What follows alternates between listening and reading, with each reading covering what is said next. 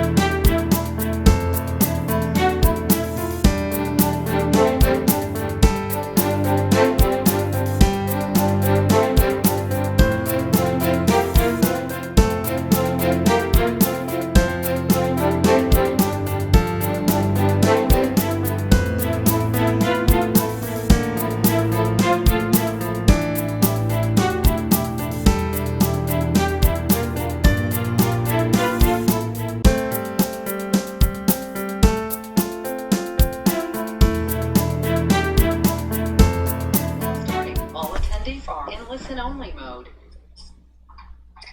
Hi everyone, welcome to our next town hall. Thank you everybody who has attended in the past, and welcome to all of our first-time viewers. We are so lucky to have everybody's favorite Twitter dad hosting our town hall this week. So without further ado, go ahead and take it away. Hello tweeps, hello people out there, everybody, boys and girls, ladies and gentlemen.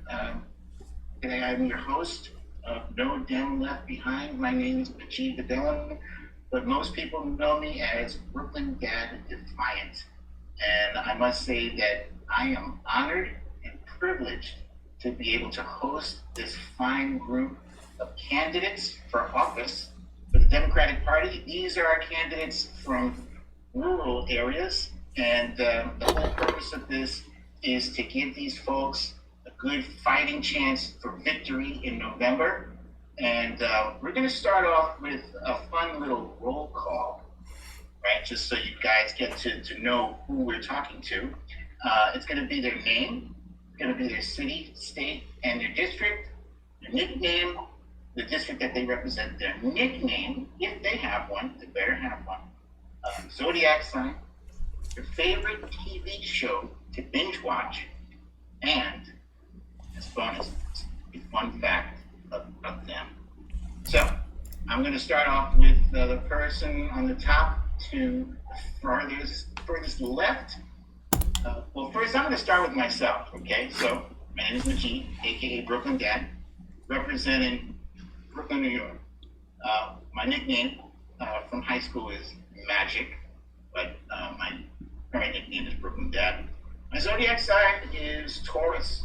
And my favorite TV show to watch is Leverage. It's a show about a bunch of con artists who flip the tables on really bad guys. And so they're actually good guys. And a fun fact about me is that I went to school with Anderson Cooper, Tracy Ellis Ross, and Seth Gilliam, aka Father Gabriel from The Walking Dead, for those of you who are fans of the show. So, I'm going to start off with Mia.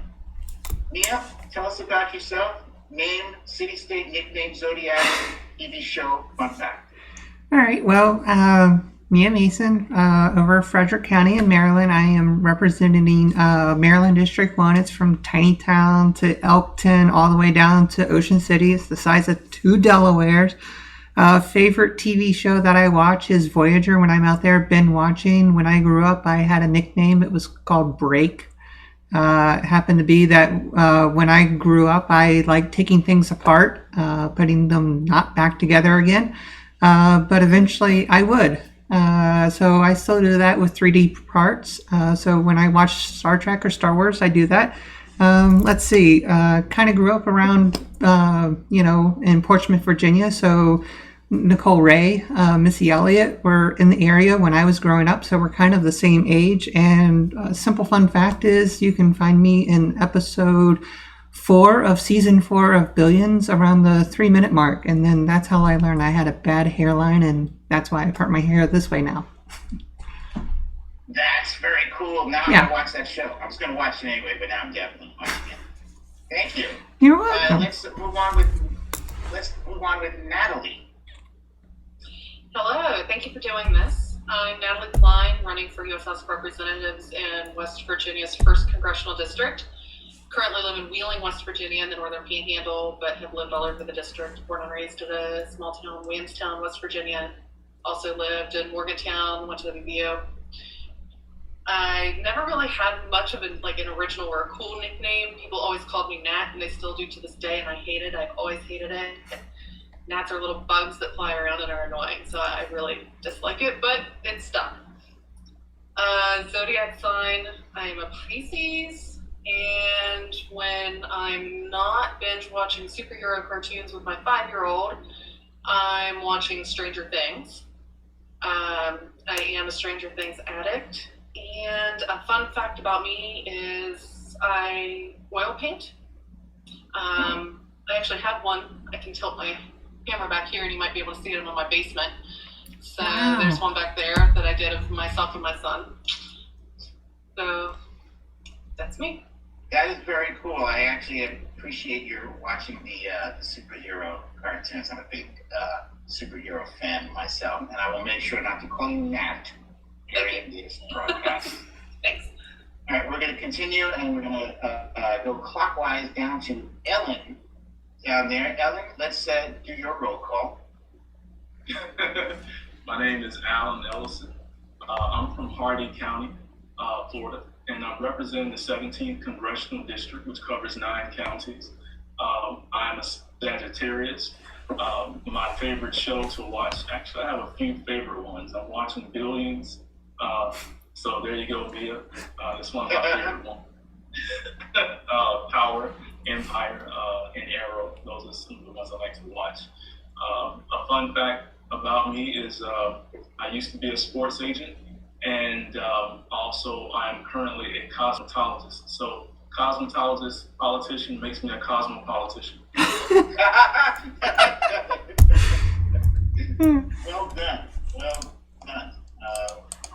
I don't think we got your nickname, did we? Oftentimes people call me the Congressman or Mr. Congressman. Uh-huh. Prestigious nickname. Nice. Very well done. And Probably last, started in certainly high not school. least, we got Cindy. Cindy, let's tell us about yourself. All right, so my name is Cindy Banier. I live in Fort Myers and I'm running for Congressional District 19, so that's coastal Southwest Florida, going from actually Boca Grande all the way down to Marco Island. So we get the islands and the beaches and all of that kind of good stuff. And let's see if I can remember the whole list of things that we need to say. So, nickname. My nickname is actually Detroit Rock City, or DRC. That is what I was infamously known as when I lived in Taiwan. And it was only confusing once when I was visiting a friend in South Africa, and my name was listed as DRC at a party, and people thought it meant the Democratic Republic of Congo. So that's the only time it got really confusing. Other than that, I am an Aquarius, and my favorite show to binge watch, and has been for 20 years, is South Park.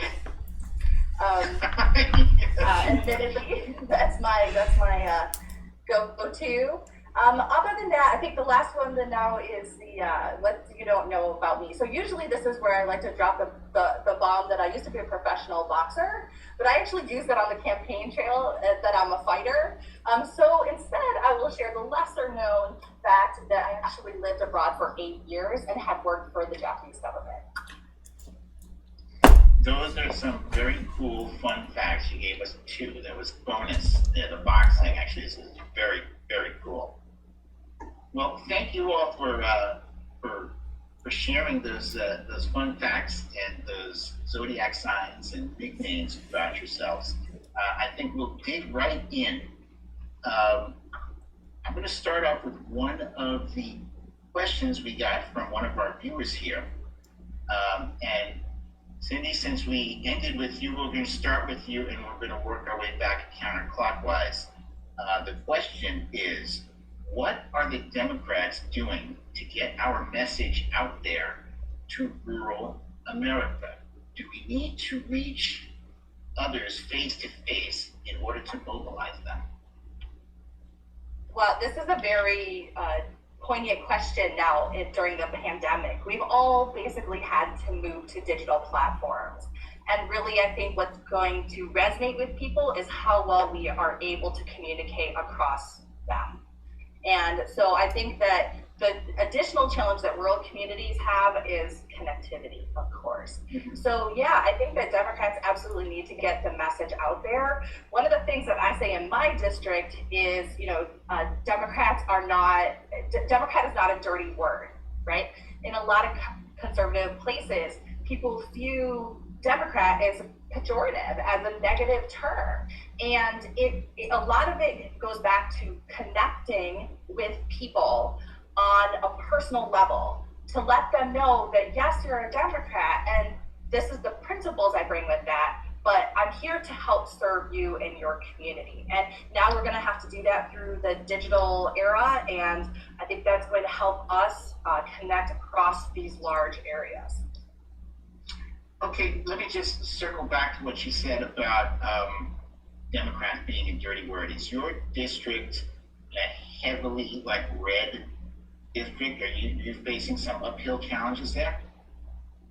Yeah, actually all of us. That's what's the dubious distinction of being in No Dem Left Behind. We are all running a very red district. I actually think that I have the least red district in the coalition, and I'm a Republican plus 13 district. And my seat is an empty seat, it's an open seat, and there are 10 Republicans, each one that are choking themselves to be more of a Trump supporter than the next. So I start off by kind of putting out there that I know people have a negative image around being a Democrat, but this is why they should vote for me, because of the lunatics that are running for the seat. Okay, gotcha. Alan, how about you? What kind of strategy are you going to employ in your campaign to get the word out? Well, this year prior to COVID-19, we had an aggressive campaign to reach out to communities that traditionally have felt left out, underserved, overlooked. And, we've had to also switch our campaign strategy since COVID-19 has hit us. But one of the things that I'm looking to do is to get President Biden, but Vice President Biden to come to the Congressional District 17. We haven't had a presidential candidate from the Democratic side come to our district in probably 20 years. So I am, as a delegate for the convention, just for the purpose of being able to connect with the Biden campaign and bring them to this area and help to motivate and inspire Democrats to get out. One of the things that I believe that we're going to be faced with is having to vote by mail. So we're looking at launching an aggressive vote by mail campaign on the 11th here to make sure that people are actually getting registered to vote. Also in the state of Florida, we are now in session with courts to deal with the issue of having felons have their right to vote restored. And so that is a huge situation. That is 1.4 million felons. 80% of them are Democrats, 18% are independents, which Pew Research shows that independents typically vote Democratic over 70% of the time, and the rest are Republicans. So we're looking at a lot of different things. Also, I don't know if anybody is aware of this, but we have added 5 million new Democrats to our Democratic Party roster in the state of Florida. So now we are the largest Democratic Party in the country.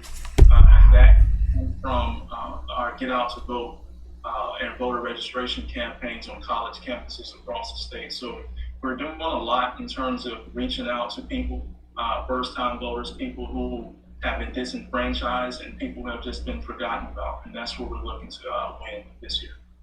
It's powerful. That's very powerful. And every state is crucial, is critical in this fight. But Florida, as you guys know, look, no offense, right? No offense, Alan, but Florida, you guys really, you usually screw things up for us, man. You know it. Florida's fucking nice. But I'm with you 100%, and that I hope that works out for you. Now, I want to tweak that question a little bit, because Alan touched on an important point about voting by mail. But what I want to ask you is, in relation to this question about getting the message out there, how effective is mail promotion of your campaign through mail, especially since we've got the social distancing thing in place, so you can't do your campaign events like you normally would, but can you effectively reach your constituents through mail? Is that an option? Yeah, that is an option. It is something that we're fundraising for right now, to be able to do some mass mailings after the primary is over. And I think it's important for people to realize that our postal system is valuable, and so is mail or vote by mail. These are all valuable resources that help us to be more connected and help us exercise our rights.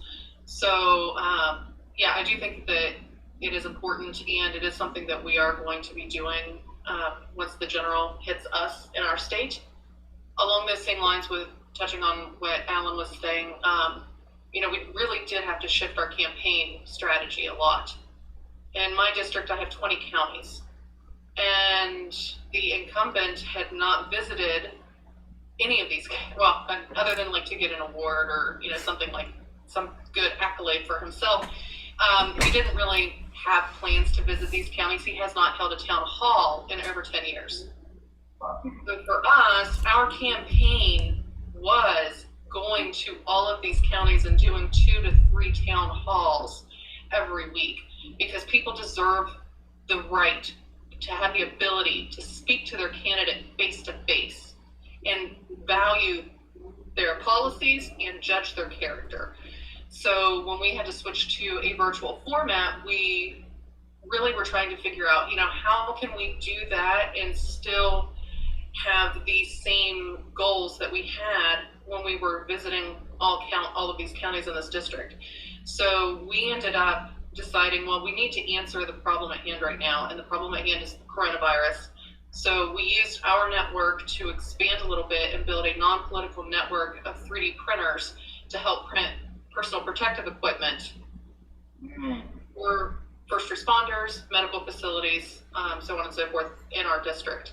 And that has been very successful. And combining that with when you're doing call time, which is something that every candidate does, shifting it a little bit to just having real conversations with people, checking in on them, seeing how they're doing. Is there something that they might need? Can I connect them with that need? Excellent. Thank you, Natalie. And now, Mia, I want to tweak the question just a little further. Is there anything that our viewers right now can do to help you campaign? Whether it's like, for instance, from Brooklyn, somebody watching from Brooklyn, what can we do to help you and the other panelists here support your campaign? Well, each day, like what Natalie said, is we need help. We're having to do call time. We have the group set up. We have to send out the mail. We have to do text messages. We have to do fundraising. Just sending out mail to 30,000 people is a simple $40,000 investment. And that really helps our postal system flourish. But it really comes through those small donations of our grassroots coalition like No Dem Left Behind. So when they go to nodemleftbehind.com it goes to our coalition and gets given to our campaigns. But if you have that time, that 5 minutes to come watch us like you are right now, you can get more action done throughout our entire country, no matter if you're in Hawaii, Florida, overseas, living in Japan. It gets done through our coalition. You pick up the phone, call us, text us, or join us and actually call people with us. Thank you. That's an excellent answer. And while you were answering, Cindy held up a very helpful sign. Cindy, can you hold that up again?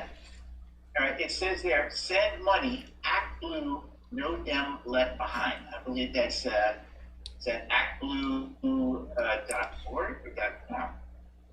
Cindy, you're going to have to make this a new sign, please. Yeah, .com. If you go to blue, you can just go down left behind. It's a place that you give to all your Democratic causes. You can give it to us too. Yep. If you have the means. Otherwise, like Mia saying, we'll take volunteers and help and support and retweets and everything. Absolutely. Okay. Terrific. Now what I'd like to do, so we just covered the first question from a viewer. Unfortunately, I have like a bunch of questions that I put together for you guys too. And these are going to be a little quicker, right? So we're going to, it's almost like the roll call speed. What's the first thing, I'm going to start with you, Natalie. What's the first thing you want to do when the shutdown is over? First thing you want to do? I want to host an in-person town hall. Good. I want to actually people face to face. Excellent. Thank you.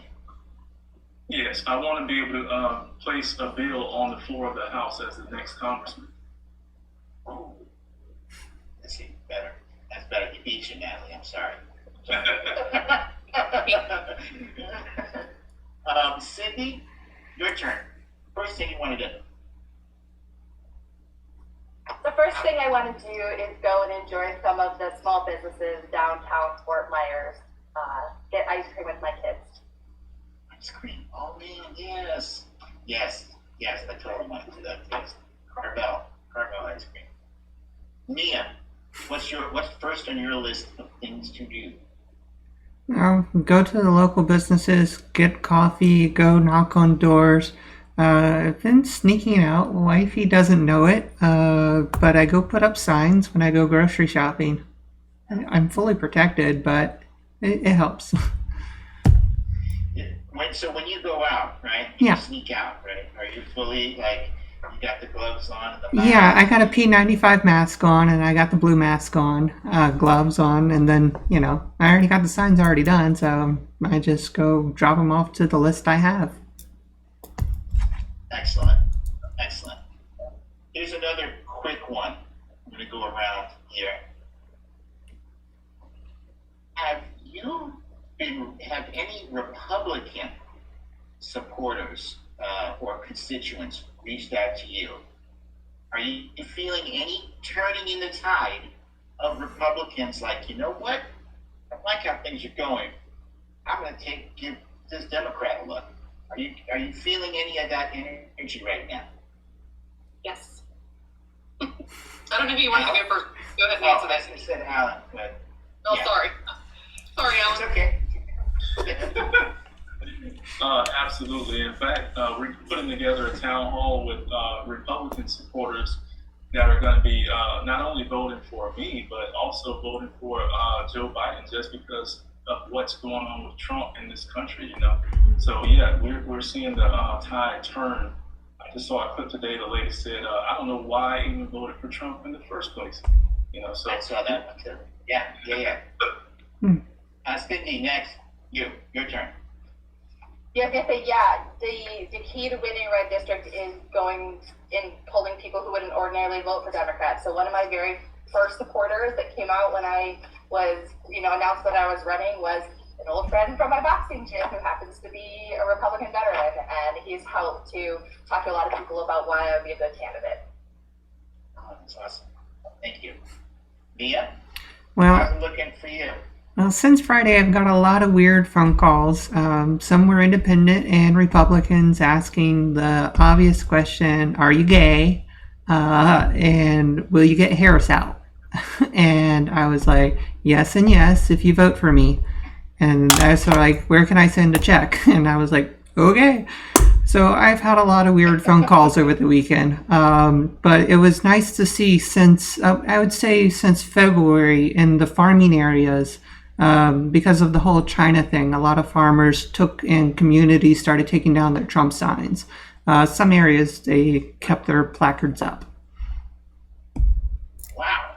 Yeah. You said a lot of farmers are taking down Trump signs. Yeah, that happened, especially on the north side. This is good to hear. I like it. Natalie, what's the Republican situation in your area? I have been seeing a lot of Republican support. I've been getting a lot of questions, private messages or text messages, a couple phone calls here and there from Republicans asking my position on different issues, things ranging from healthcare, because not only can we not afford it here, we can't access it, and people saying, well, I was in full support of, getting rid of that Obamacare, but I haven't seen a plan from the Republicans, and I still need to go to the doctor. Things along those lines. I've had people talking about their veterans and their military experience, and we have a very large veteran population, and they feel vastly ignored by this administration. And they need care for PTSD. So I've been getting a lot of questions about where I stand on policies related to all of these things from Republicans, and the bottom line is we need access to health care. Yeah, that's real talk. And I ask you guys this question because I spent some time on Twitter for a great deal, and I'm seeing a trend myself that I think is a positive trend. People are tweeting all the time, I'm a former Republican and I voted for Trump and I regret my vote, and I'm on board. I'm all in for Joe Biden, and I think it's powerful, and it's very optimistic because we're going to need Republican support all around, not just for Joe Biden, but also for all the down ballot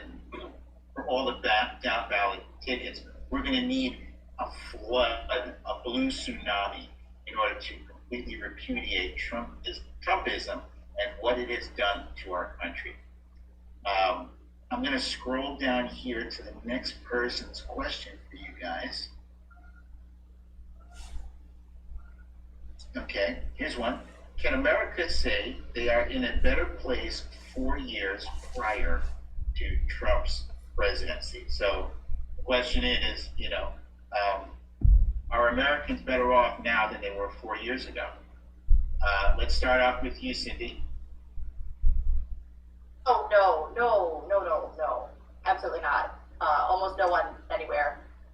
Especially after the stock market crash. So you can't even be like, hey, look at your 401k, because that's all gone. So no one is doing better now than they were prior to Trump taking office. Mia? I have to completely agree with Cindy. If you are a banker or Wall Streeter, you're probably the only one sitting pretty with Trump. So, the rest of us, we're in the unemployment line. We're trying to get a job, but hiring freezes are preventing that. And we're waiting for COVID to end so that we can get a job. But my job is my campaign. Thank you. And Natalie, you? No, we are not any better off.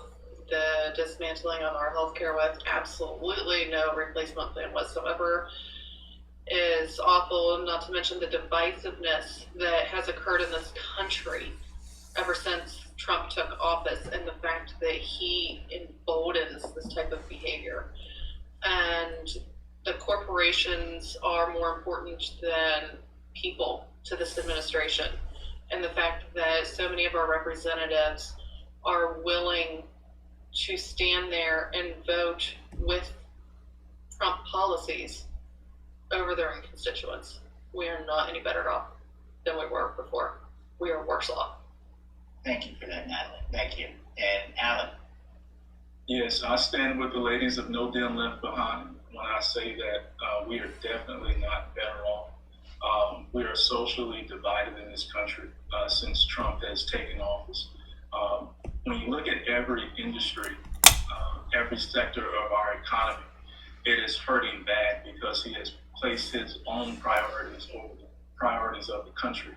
And, when you look at people that you normally could get along with, the divisiveness is so bad that it's put family members against family members and friends against friends and coworkers against coworkers. We can do better than this, and we need a leader that understands that one of the primary jobs of the president is not to divide and tear the country down, but to build the country up. I say this all the time that we need a president that understands that we need bridges to bring people together, not walls to keep people apart. Isolationism has never worked throughout history. It has only aided in the demise of society. So that's where I stand. And thank you, ladies, for your comments. Yeah. Oh my God. All of you, I agree 100%. And Alan, I just want to say, I want to thank you for bringing up the divisiveness, because that's kind of ties in with my next topic. But before I jump onto that, I just want to say, I remember when George W. Bush was elected, okay? Back in 2000, I was not happy about it. That was my introduction to message boards, comment people, trolls, and all that. I was angry. I was really angry. But I moved on. I wasn't stuck, and it was like, okay, well, he's the president now, and he was the goofball, and people didn't really respect him, but they accepted him as our president. And even though we were dissatisfied with the result, I don't recall the same level of vitriol, the same level of divisiveness. Back then, people didn't like George Bush, but he was goofy and whatever. Now there's an tinge, there's an edge of danger every day. There's an edge of, oh my God, what is happening now? So that leads me to what happened in the news, what happened with a resident of Georgia, Ahmaud Arbery. If you're not familiar with it, it was a 25-year-old black man who was jogging, and thank you, Cindy, for holding that up there. That's a picture of Ahmaud Arbery. He was 25 years old and jogging, and he came upon a pickup truck with two guys that were waiting for him with guns, and he was shot dead. He was shot dead jogging while black. And it never gets easier for me as a black man with 3 black sons. It never gets easier dealing with that. And I guess the question is, what can we do about this? This is a crisis. It's not the same kind of crisis as coronavirus. But it's something that's a serious problem. Those men that shot him, they're not arrested. They haven't been arrested. They're not in jail. What can be done to make our Black American citizens feel safer? Doing things while black, driving while black, walking while black, jogging while black, reading while black. What can be done? I'm going to start off with Mia. You brought up a very interesting point near and dear my heart. I was basically in Baltimore while the riots were going on there when they had the issue with Gray, and down in Florida, y'all know about Trayvon. We know these issues personally to our hearts, and that diversity is still there. It is part of what I took to heart back in 2015 as a lead of a civil rights war that we are going to be facing, a division within our country that is taking us back pass the Civil Rights Act. And Donald Trump, since day one, has came after our national origin, color, creed, sex, immigration, you name it. He's challenged it by tweet, by executive order, everywhere. Therefore, we've taken on through every nonprofit organization, every law house in the country to ensure that we have our Civil Rights Act. We are in the midst of a civil rights war. So when we take a look at our kids and our sons and daughters, no matter what color they are, especially in your community, it's going to be difficult. I'm safer in Mondawmin than I am in Anne Arundel County because that's how I grew up, through diversity. We need diversity. We should not be segregated. I'm running to restore equity and equality. It is our goal to make sure that is across the nation. The Civil Rights Act should be a part of the amendment. That is why we have the ERA, and we have to push for that so that it is a constitutional amendment that you can't be discriminated against if you're jogging, driving, drinking, walking, whatever, of any color, creed, nation, if you're wearing, a covering on your face because of religious beliefs. That's what I believe in my heart. That's what I will vote for when I'm on the House of Representatives floor, if elected. And even if so, I'll still lobby for it and make sure that it gets through. Thank you, Mia. Natalie, same question to you. What can be done to make our Black American and our people of color basically feel safer? Yeah, it's a great question, and it's a complex question. So much needs to be done. I'm baffled with the fact that this is 2020 and we seem to be going backwards. This you can point directly to our current administration. Donald Trump does nothing to help the situation. He only lights the fire. We need to elect representatives for every office across the board who are going to stand for civil rights, equal rights, or none of us can feel safe against various discriminatory acts. I can't imagine what his family is going through right now, and the fact that no one has been arrested is absolutely deplorable. That is what is deplorable. No one has been arrested. If the races were reversed, someone would have been arrested immediately. Same day. Yes. So It would have been we like have Boston. to stop talking about it. We have to continue to talk about it. And as Mia said, if we don't get elected to office, we still must continue to have the discussion, be it on social media, be it at protests, rallies, talking to our friends and neighbors. And we have to continue to bridge these divides. It's our responsibility as responsible citizens and neighbors.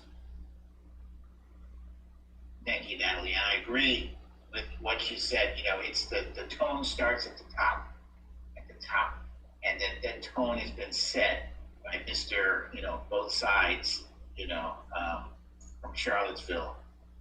Alan, let me get your take on it. This is something that is near and dear to my heart, because that could have been me many times.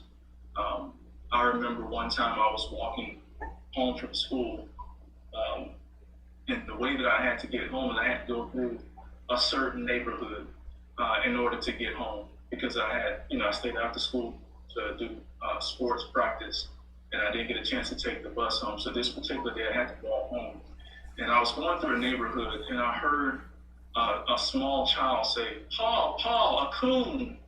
Now I'm thinking that he's talking about an animal. And so when I look, the father's coming out of the house with a shotgun and pointed it at me. And I took off running. But that could have been me that day.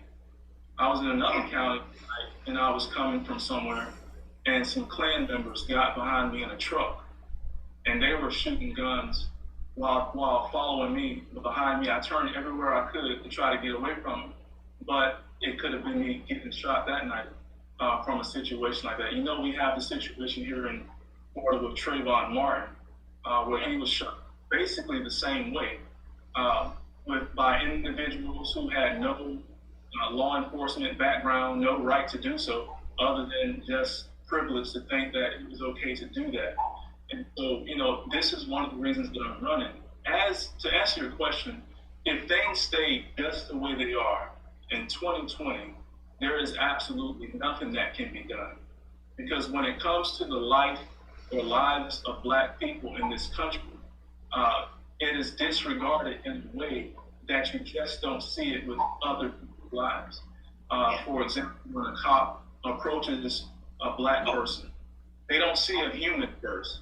They usually see a suspect or an unsub or some type of label that demotes them from their natural standing in life. And then that gives them the okay somehow to do what they do. And then the families are left trying to pick up the pieces. And so it's one of those situations where I believe that we have to become more active in our political approach, run for more offices, go and become cops, go and become judges, so that the playing field can be leveled somewhat, so that whenever these types of things do happen, we have people in place to administer a level of justice that we just don't see currently. And I am actually, I feel more positive about the future, the near future, probably 9 years from now, because when I think about my daughter who is 9 years old, and I think about the demographic of people in her age group, they are more homogenous than any other demographic before her. They listen to the movies, the video games, they're interactive on the internet, and they kind of think a certain type of way. And so when she's 18, when she starts to vote, she's going to vote a lot of these people that are in Congress now that wouldn't write bills like me is saying, to make special amendments or to make policies that are on the books become law, permanently law. These individuals that are in Congress now won't do it. These individuals that are in state legislative bodies won't do it. And we have judges that are sitting on the bench that won't do it. But 9 years from now, we're going to see a completely different turnaround. When these 9-year-olds, 10-year-olds start getting to 18 and 19, they can vote.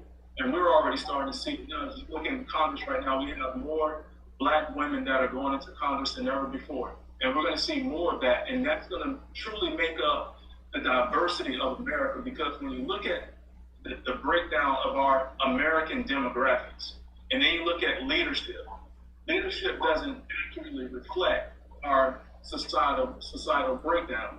But when it starts to really represent one another, that's when we're going to start seeing a difference in policy, difference in law enforcement, and the rule of law. It's going to actually work for people of color. Thank you for the very thoughtful answer, Alan, and I agree. I think the children are our future, and they are going to help keep pushing forward and help us make progress where it's been lost over the past 3.5 years. And Cindy? Yeah. Before you start, Cindy, I just wanted to say props to you for your prop game. Your prop game is tight. I saw your pictures of Trayvon and Ahmad. Thank you for that. Thank you for sharing those.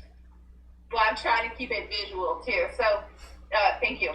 So here's my take on this. I honestly don't know what to do. I'm a white lady. So the best thing that I can do is to use my privilege as a white person to call out injustice where it is, to talk about the systemic racism where it is. So what I've done in my work here in Southwest Florida is I have actually begun to do research that disaggregates data to show equity gaps, for instance, in high school graduation rates, and then take that to leaders and say, listen, you have a problem here. You can't just sweep this under the rug. because they want us to keep it under the rug. In Florida, we love to play with data, pretend like it doesn't matter, but they need to have this conversation. So I was somebody who was always leading that conversation and trying to leverage the privileged position that I have it to avoid, some of the negative connotations, and when people of color who are bringing it up and they're called out for being angry or upset or crying, or you know what they mean. So I just say, no, this is actually a problem, and I use that privilege to the best of my abilities. The other thing that I do is try to educate my children about it. I took my children to Birmingham, Alabama this past summer. We did a big road trip through the South. We went to the Civil Rights Institute, and saw the church where the church bombing happened, and talked to my children. And at the time, they were very young. My son was only in kindergarten, and they had mock-ups of the segregated schools, and trying to explain to him what it means to what that was and where that came from. And I think that historical component is really important, because everybody is looking at it now, or not everybody, but a lot of people in the South, they're like, oh, we had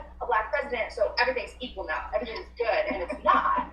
It's not, right? Yeah. It's just, in fact, kind of a backlash because of that now.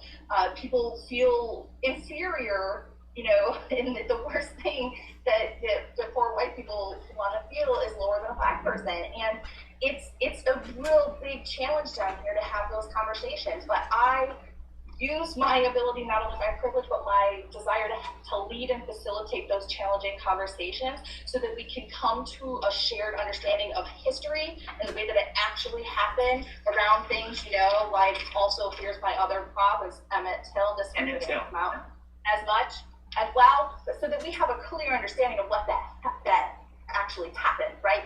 Not just this whitewashed version of everything is great because now we had Obama.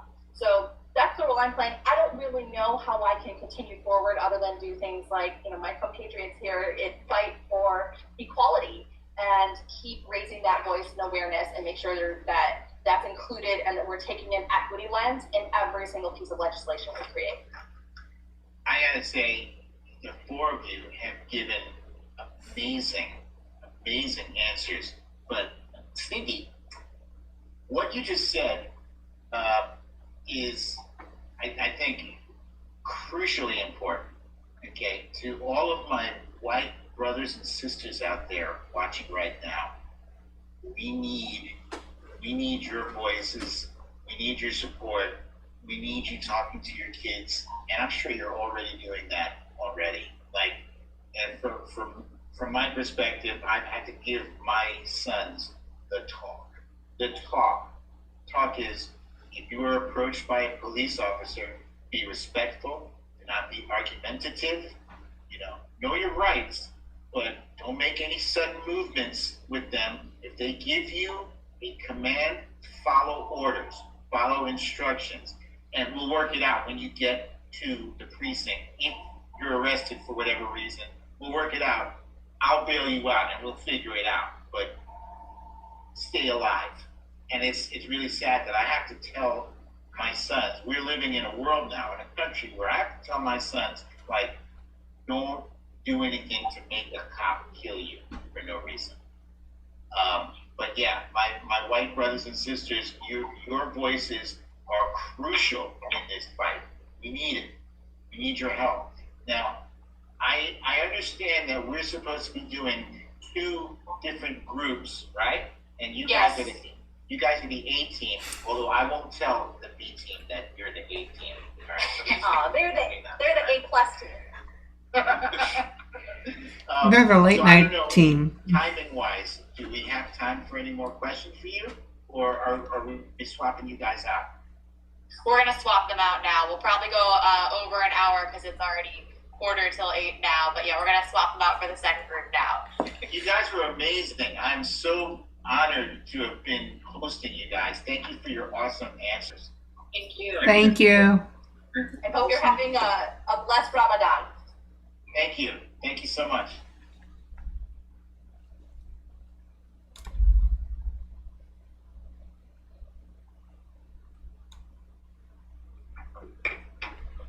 Hello, Devin. Hey, how's it going? My brother, that is a magnificent beard. I'm so jealous of you.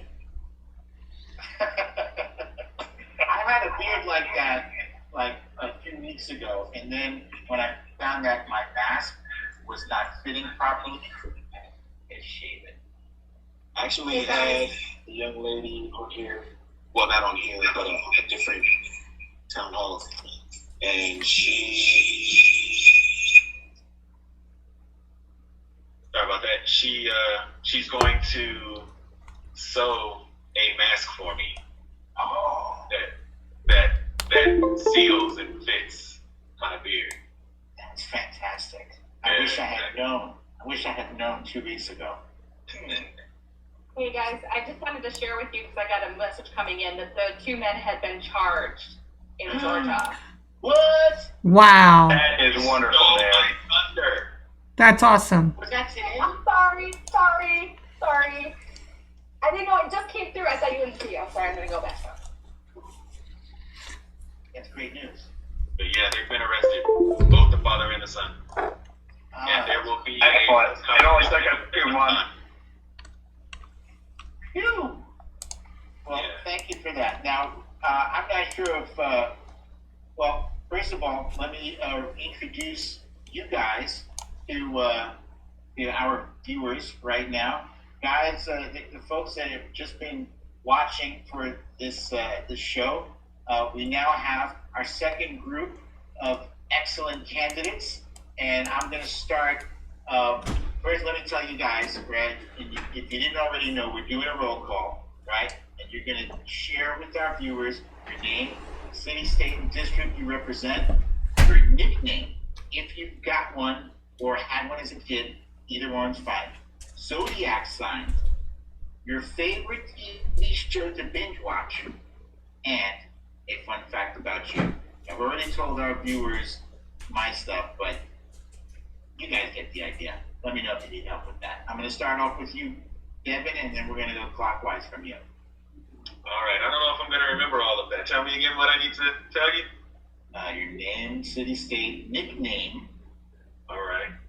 Oh, your Okay. district. I'm sorry. City, state, and district. Nickname, zodiac sign, binge show, TV show, and fun fact. So what you're saying is this is going to be the most difficult question of the night. Got it. Yeah. All right. All right. My name is Devin Pandy. I am from Georgia.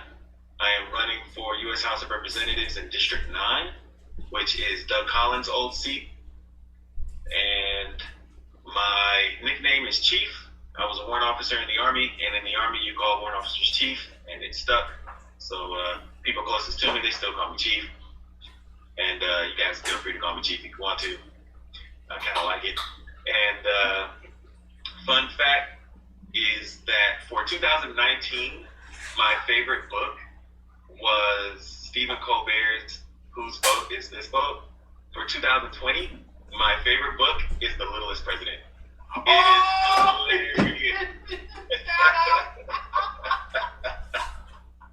If you haven't read it, read it. Oh my gosh. Or watch Brooklyn Dad read it. Oh my gosh. Yeah, it's hilarious. Thank you, Devin. All right. Thank you for that. Chris, your turn.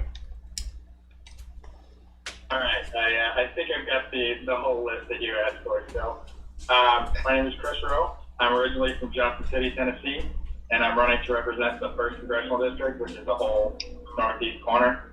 My nickname also comes from my military days. It's a lot less. Well, anyway, it's a little bit more interesting than Devin's. It's my call sign was Manpad, and there's a fun story behind that I'll be happy to tell another time. But let's suffice to say it involves the movie Superbad and some other things. Okay. But binge watch TV show. I guess NCIS. I've watched a lot of TV in my day. I mean, you get stationed overseas, you really have nothing better to do. Okay. All right. But fun fact, I was delivered by my incumbent What? as a baby. Wow. You just won the That's amazing. That is amazing. You just won the 31 internet. years ago, Johnson City Medical Center, delivered by one Dr. Phil Rowe, who is now That's the gotta city be a representative for Tennessee First. That's a commercial right there. Wow. I want to see that commercial. I want to see that. Oh, and Chris, you left out your zodiac sign. What's your zodiac sign? Oh, sorry, I knew I was going to forget something. I tried to cover it up. I'm a Libra. I missed being a Scorpio by a week, so instead of an awesome Scorpion, I'm scaled. That's cool. So you're balanced then. Fair and balanced. Allegedly, yes. Thank you, Chris. Jamie, it's your turn. Yeah, so I'm Jamie Cheek. I live in Ogden, Utah, and I'm running to represent Utah's 1st Congressional District, which is kind of all the brown that's up there. Rob Bishop is our representative who's retiring, so we have no incumbent. I'm a fellow Taurus, so yay. Love Taurus, that's for the best. My nickname is Jam, which is just a short, yeah. They call me Jamie Jams, like, you know, it's cool. And I was going to go with kind of a boring special fact, but I feel like Chris has kind of raised the bar on these special tips. So my dad was in the military, so I actually lived in Germany from 1989 to 92. So the government thinks that I might have mad cow, so I don't get to donate blood or organs. What? Yeah. That's when mad cow happened, and so they can't test for it until you're dead. So they just ban us from donating blood, tissue, plasma, anything. So it's great. Wow. Okay. And TV show. I think you left that TV show. It is a good TV show. We've been watching a lot of House, which that didn't age very well, but I'm always down for a Bob's Burger marathon. Like, you can just watch that for hours. Bob's Burgers is hilarious. I love it. Yes. Thank you for that. And last but not least, my man Michael. I don't know how I'm supposed to follow Mad Cow and being covered by your incumbent, but I guess I'll give it a try. You got the goods, man. Trust me. I know already. I know. Here. My name is Michael Moscato. I'm from Peoria, Arizona. I'm born and raised in the district that I'm running for United States Congress. That is Arizona's 8th congressional district. I am a Capricorn. Oddly enough, I was born in the same year as the release of Red Dawn, so I feel like there was a purpose for my existence. Something weird about me, I was drafted to play professional baseball by the New York Yankees, which I know you're a fan of up there. So Derek Jeter is always going to be the greatest.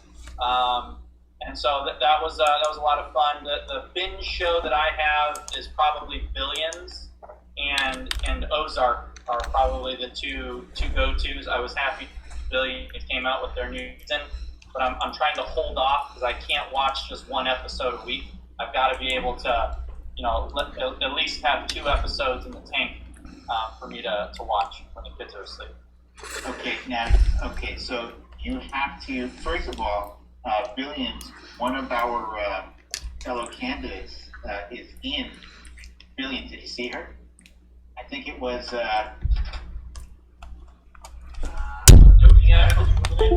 it was Mia, yes. It was Mia. She mentioned it, yeah. Yeah. You gotta rewatch it. But second, you gotta share the bathroom thing. So I made the mistake of sharing a story. I was during spring training time for baseball down in Tampa. I used to train with Jorge and Jeter's trainer, and I was lucky to go to Derek Jeter's birthday party at the Hard Rock Casino, and I was outside of the while I was using the urinal, more for you gentlemen, the latrine. I happened to notice that I was standing next to Michael Jordan and Charles Oakley, and I just started laughing hysterically. And Michael looked at me and said, "Why are you laughing?" And I just said, of all the places I ever thought I'd meet you, this was not one of them. So it was a good laugh. And then when I walked out of the bathroom with Charles Oakley and Michael Jordan, a lot of people were wondering who the hell I was. So it was pretty fun. That's one of the coolest stories. Like, I said this earlier, I need to say it again. If if I were you, like that would be the way I introduce myself, like at a business meeting. And my name is Michael Moscato, and I met Michael Jordan in the bathroom. Spoke to me. Let's hope that's not the extent of my good fortune. All right, so let me. I'm going to move on with some of the lighter questions first. And I asked the other panelists that I want to ask you guys too. I'm going to start out with you, Michael. What's the first thing you want to do when shutdown is over? Great question. I would like to see a lot of my friends that I haven't seen from the beginning. From a congressional standpoint, I would love to be able to visit with the future constituents and the volunteers and the countless people who've supported my campaign so that I can say thank you and check in on them. I've been calling them and sending postcards and messages, but I know in my area specifically, especially our senior area, this has been a really tough and scary time for a lot of people, and I would just like to be able to shake their hand and physically let them know that things are going to be okay. Thank you for that, Michael. Jamie, what was the first thing you wanted to do? Yeah, so definitely thanking all of our frontline staff and nurses and doctors, braving the storm for all of us. But I think taking my daughter to a park where she can run around and see people who aren't her parents, I think is going to be really great. Thank you, Jamie. That's a nice one. Chris? It's a little bit along the lines of Jamie's answer, but for me, it's going to visit my grandparents. They're in a retirement community here, and their whole facility has been on lockdown for 2 months. And we now have confirmed COVID cases in their facility. So hopefully they're there, and I'm able to go see them after all this settles down. If there's one thing that's come of this, I've got a newfound appreciation for how nice it's been to be able to see them at the bank. Yeah. Thank you, Chris. I'm going to pray that they're safe for you to visit them. Yeah. Devin. Thank you. Every day. Devin, what's your first thing you want to do? I'm glad I'm going last because I had a chance to think about it. And here's what I want to do. I want to shake all of the hands of my newly sworn in fellow congressmen and women, and then introduce legislation for universal health care and a federal minimum wage. And I want to marry my fiance that I'm supposed to marry this October. Oh, that's awesome! Congratulations! Thank you. Thank you very much. Wow, you got a lot on your plate. And hopefully a lot to celebrate, too. Yes, absolutely. So I'm going to stick with this theme. I'm glad we got you back there, Chris. We lost you for a minute. I'm going to stick with this theme for the next question because we are in a unique historical situation where across the board, across all 50 states for the most part, we have been in lockdown. We've been, sheltered in place. It's bizarre. It's the most bizarre thing I've ever experienced in my life. Waking up every day, and instead of going to commute to go to work, now I'm home. I'm here, and everybody's here. Everybody's in this situation. We're all feeling the same anxiety about toilet paper and anxiety about hand sanitizer and I might get droplets on me when I go out shopping and stuff like that. I'm going to start with you, Devin. How do your constituents feel about sheltering in place? Are they resistant to it, or are they more understanding? Are they ready to just break out, or what's the deal with your constituents in your area? Unfortunately, being in the third reddest district in the country, the first reddest on the East Coast, I have to say that many of them some that I've spoken to, but most that I've just seen out and about, they see the vice president visiting a hospital with no mask. They see the president visiting a mask manufacturing plant with no mask. And I understand that all of the people around him get tested. I get that. But not everyone gets that. All they see is that the president thinks it's safe enough not to wear a mask. And so I just got back from San Antonio. I had to take my fiance there. So anyway, just got back from San Antonio, and everyone in San Antonio wears a mask. They, some places won't allow you in without a mask. Matter of fact, I believe the mayor has made that a requirement now. That when you go to the grocery stores or anything like that, you wear a mask. Here, no masks, no gloves, no Lysol wipes, nothing. And so I am hoping when I do my call time, if I get a chance, I ask, how are you doing? Do you have the PPE that you need? Do you have a mask for when you go to the store? Things like that. A lot of them say no. A lot of them don't believe that it's necessary. And so I'm glad that you asked that, because if any of my constituents or anyone anywhere, wear your mask. It protects. Even if you don't feel you need protection, it's not for you. Protect your neighbor. Protect your neighbor by wearing that mask. That mask will catch your droplets as you're breathing, sneezing, coughing, whatever it is that you're doing.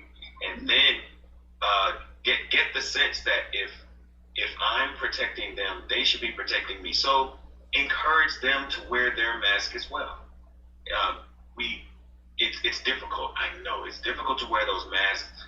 We can barely understand each other when we have them on. They get uncomfortable sometimes. You start smelling your own breath. It's okay. All of that is better than getting sick and dying. Please wear your PPE if you have it, and if you don't, get it. Thank you for that, Devin. Chris, I'm going to roll over to you. Same question. How are your constituents dealing with the sheltering in place? Are they resistant to it, or are they understanding? Well, the sheltering in place specifically has been an ongoing issue. Northeast Tennessee is one of the most impoverished areas in the nation.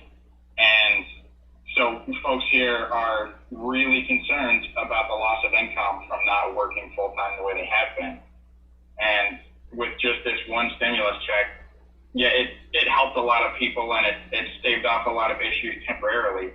But we squandered so much of the money on bailouts for big corporations that the people around here are going right back to the struggles that they had previously. So, and with respect to lockdown specifically, folks are starting to get more resistant as this drags on. And I can't entirely blame them, because our existing Congress has taken a step to help ease their suffering, but hasn't done nearly enough. We've watched things escalate further as money just goes to the richest of the rich, the way it always has. And I understand the frustration, and I hear it from everybody that I run into. And as much as I wish I had the perfect answer for them right then, the fact of the matter is the money's not going where it should be to take care of average folks. And that's just the truth. And I wish we had a better solution in place right now. But that's part of why it's so important to me to run this campaign and see it through, and hopefully provide some real representation to these folks and get them somebody who is going to make sure that they get taken care of before big. Thank you for that, Chris. Michael, same question to you. Yeah, absolutely. So it's kind of a 50-50 split out here in Arizona. We have those who are taking this very seriously, especially the senior populations. They went on lockdown immediately, limited access for anyone who's not part of the communities.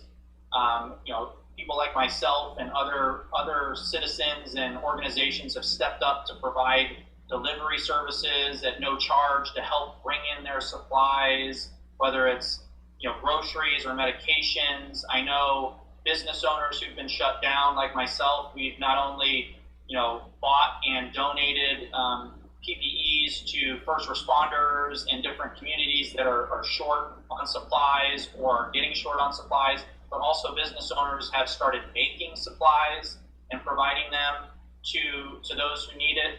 But then on the other end, we have armed militia who are storming the state capitol with their AR-15s, playing Comic-Con on a work day, acting tough behind a high-powered weapon, and they're staring down first responders and healthcare workers who are silently protesting. We had one constituent of my opponent's who was on television, and it was publicly covered, who threatened to shoot Democrats. He didn't want to have to shoot them, but he would shoot them if they weren't voted out of office. We'd asked my opponent to denounce that kind of rhetoric because we are familiar here with former Congresswoman Gabby Giffords, who was shot down in Tucson. Words do matter, and what you say without, if not denouncing that is less important than a vote from those kind of people, then we will never advance in many of the ways that I'm sure we'll touch on later in today's discussion. But that's kind of where we're at as a state here. Now, I'm also a small business owner. My business has been closed down for 8 weeks. I'm very familiar with the strain of not receiving financial assistance, not having an income. And I understand the need to get back, but the point that I've made, which was touched on a little bit earlier, is trillions of dollars have exchanged hands, and they didn't go to the small businesses and the American workers that they were supposed to. And nothing has changed in terms of health and safety. Our numbers here in Arizona are increasing. So now we're reopening, and the thing that I've been stressing to fellow small business owners is, what are you reopening your doors to?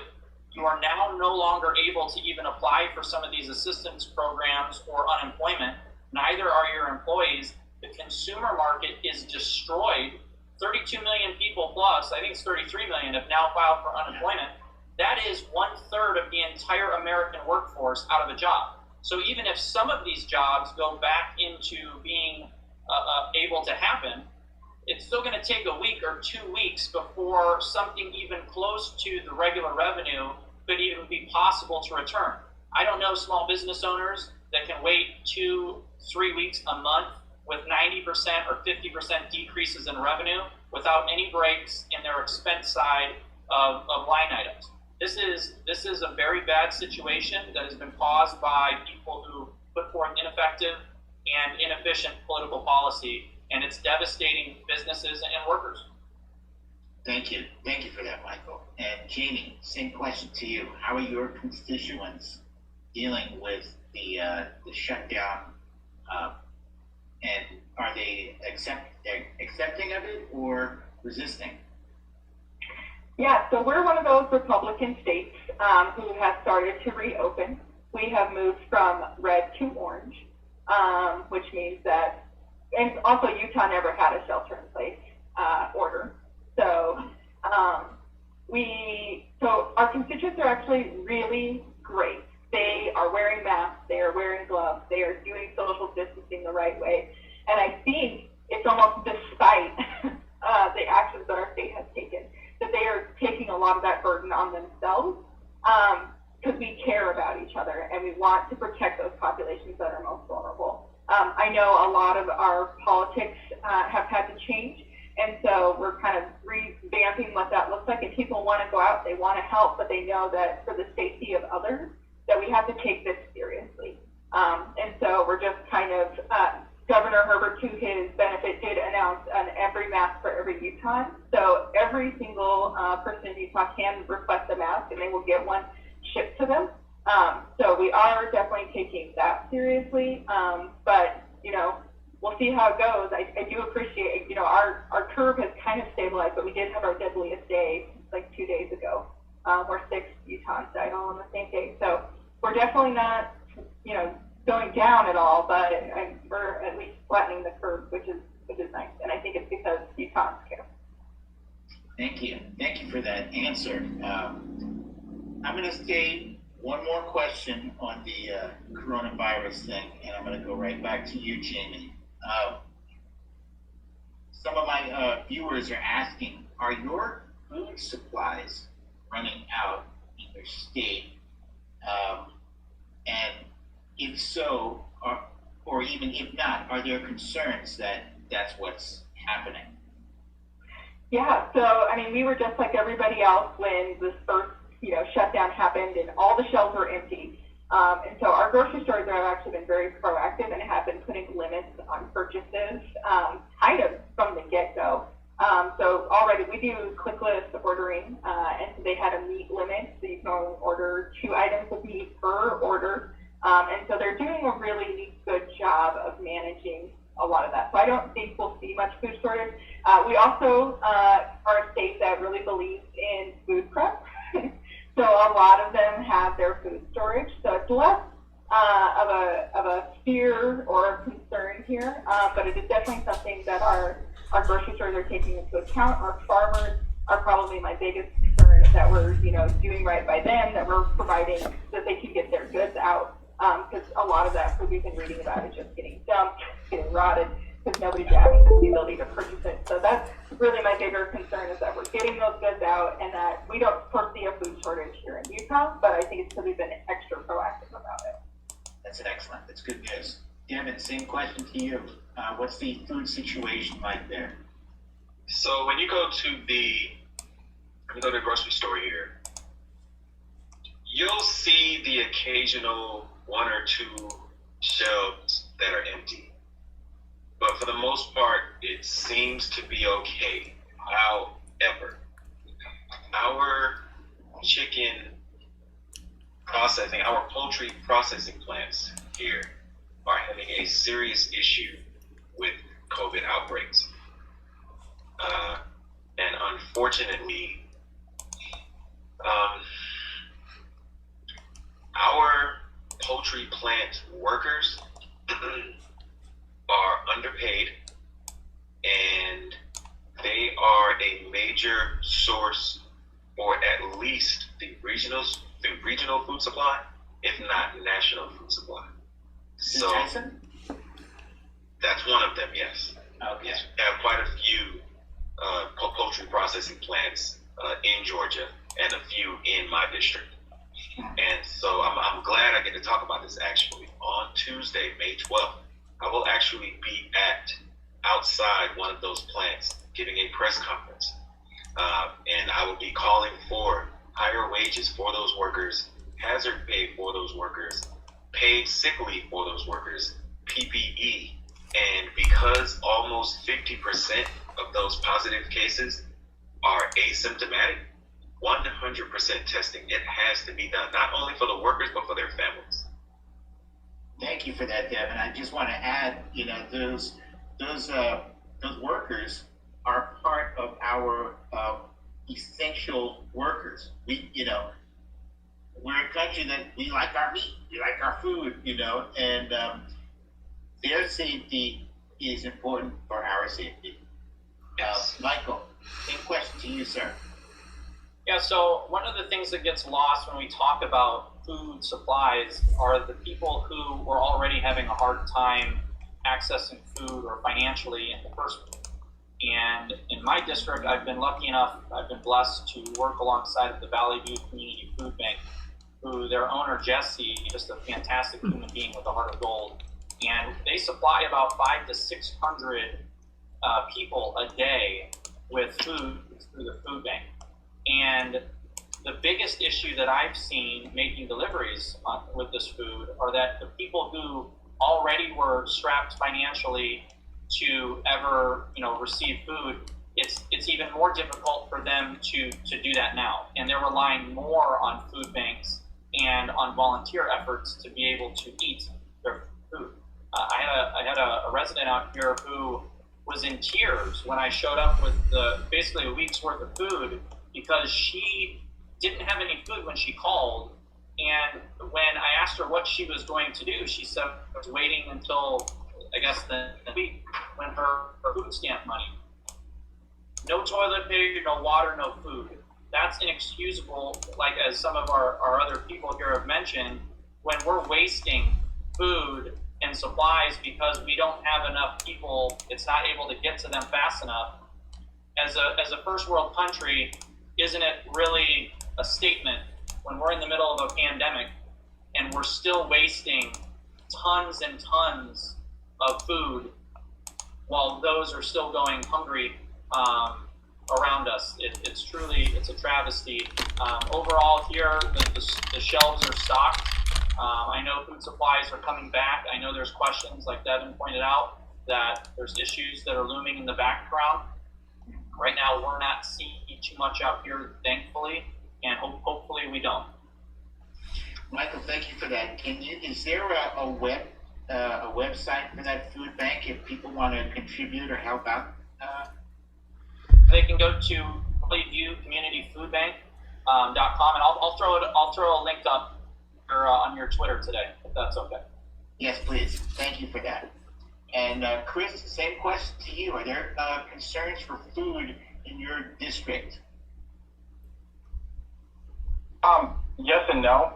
Our issue, much like Michael's district, isn't supply so much as it is affordability.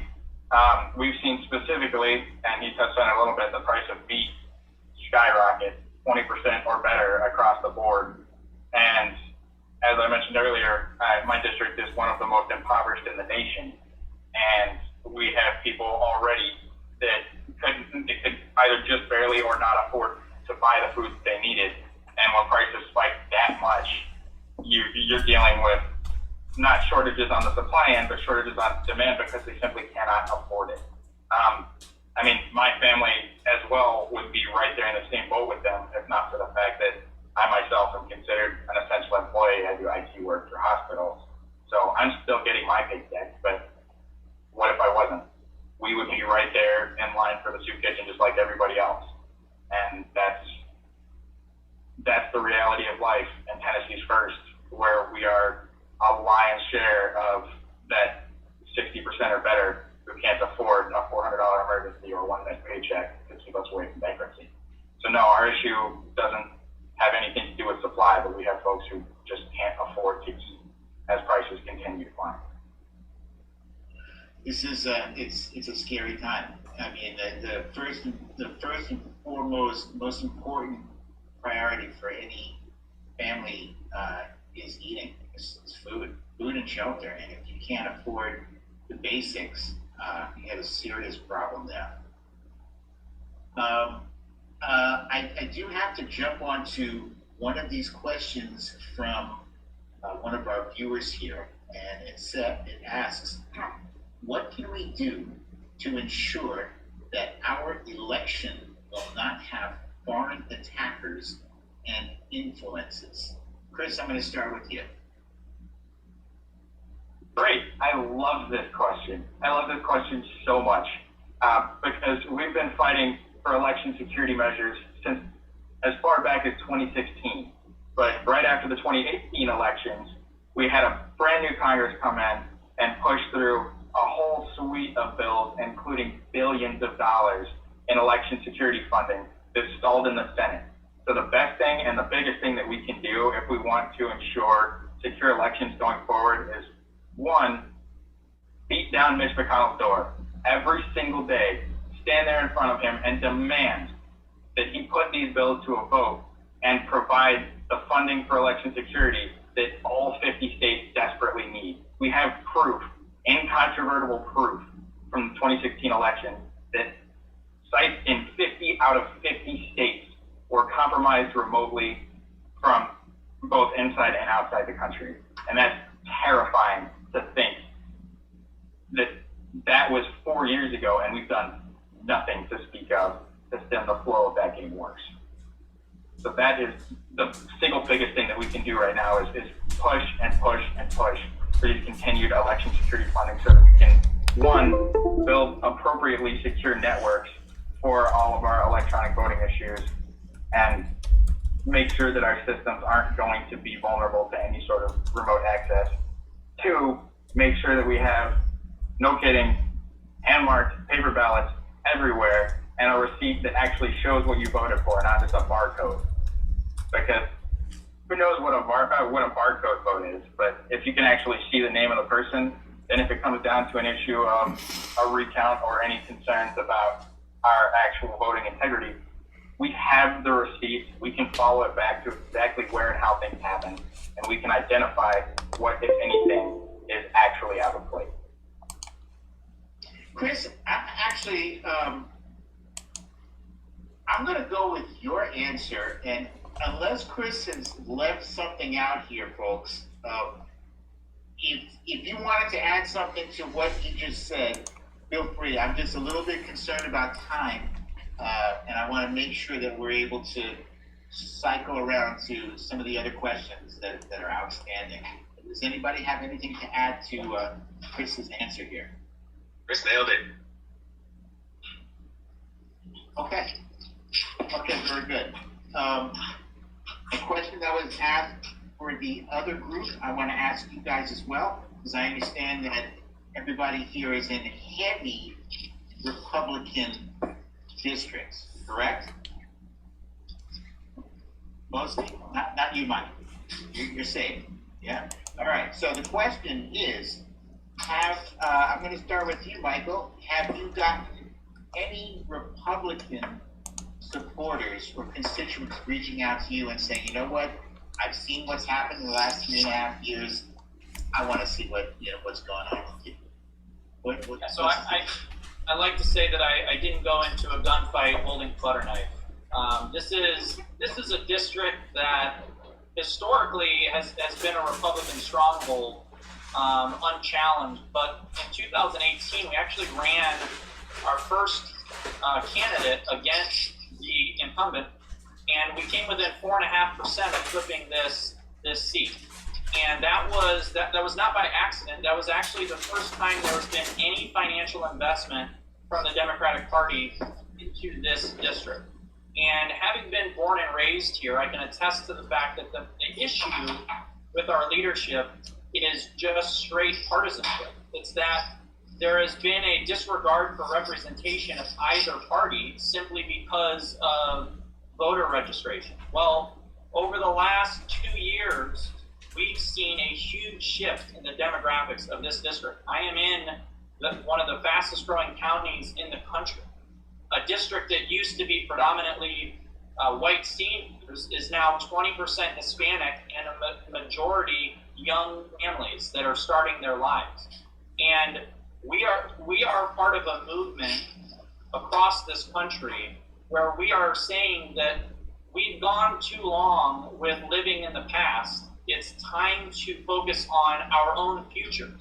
And that is really what's changing. The problems are not specific to Republicans and independents and Democrats. These are problems that they go across party lines. And when you have a person like my opponent who's been a representative here for more than a decade, you had enough time to do the job, and people are wondering, how did our lives get made better over the last 12 years? And Republicans are contacting me every day saying, and they know I come from the state of John McCain, the Maverick. The party of Lincoln and the party of John McCain, it's not there. This is an extreme faction of what politics used to be, and people are tired of it. Thank you. It's good to hear. Devin, same question to you. What's the situation with Republicans in your district? Are they reaching out to you? Well, I am proud to say that my main policy advisor was a lifelong Republican. I mean, not just voting Republican, but she worked on a few Republican campaigns back in the 70s. So lifelong Republican and one of my main policy advisors, and actually a really close friend now. So I met her because of my campaign, and she has seen what has happened and has come to she's with the force now. She's no longer on the dark side. I will say this though, that one of the good things that I've seen in direct relation, I believe, to the craziness that is going on in the White House, to all of the bills dying in the Senate, is that in our district, in the 9th district, requests for Republican ballots are down over 6%, and requests for Democratic ballots are up over 34%. So we are. Sometimes it's hard, especially when you watch the news, to know that people are waking up to the insanity that's going on in Washington. But people are waking up, and they are realizing that those that are in power right now, those that are in office right now, do not have their best interests in mind. And so I think that while we saw so many people in 2016 vote against their own interests, it's not going to be that way. It's not going to be as bad this time.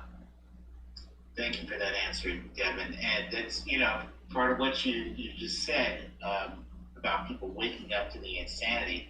That's part of the reason why I'm asking this question of you guys, is because we're all watching this, and it's cuckoo. It is.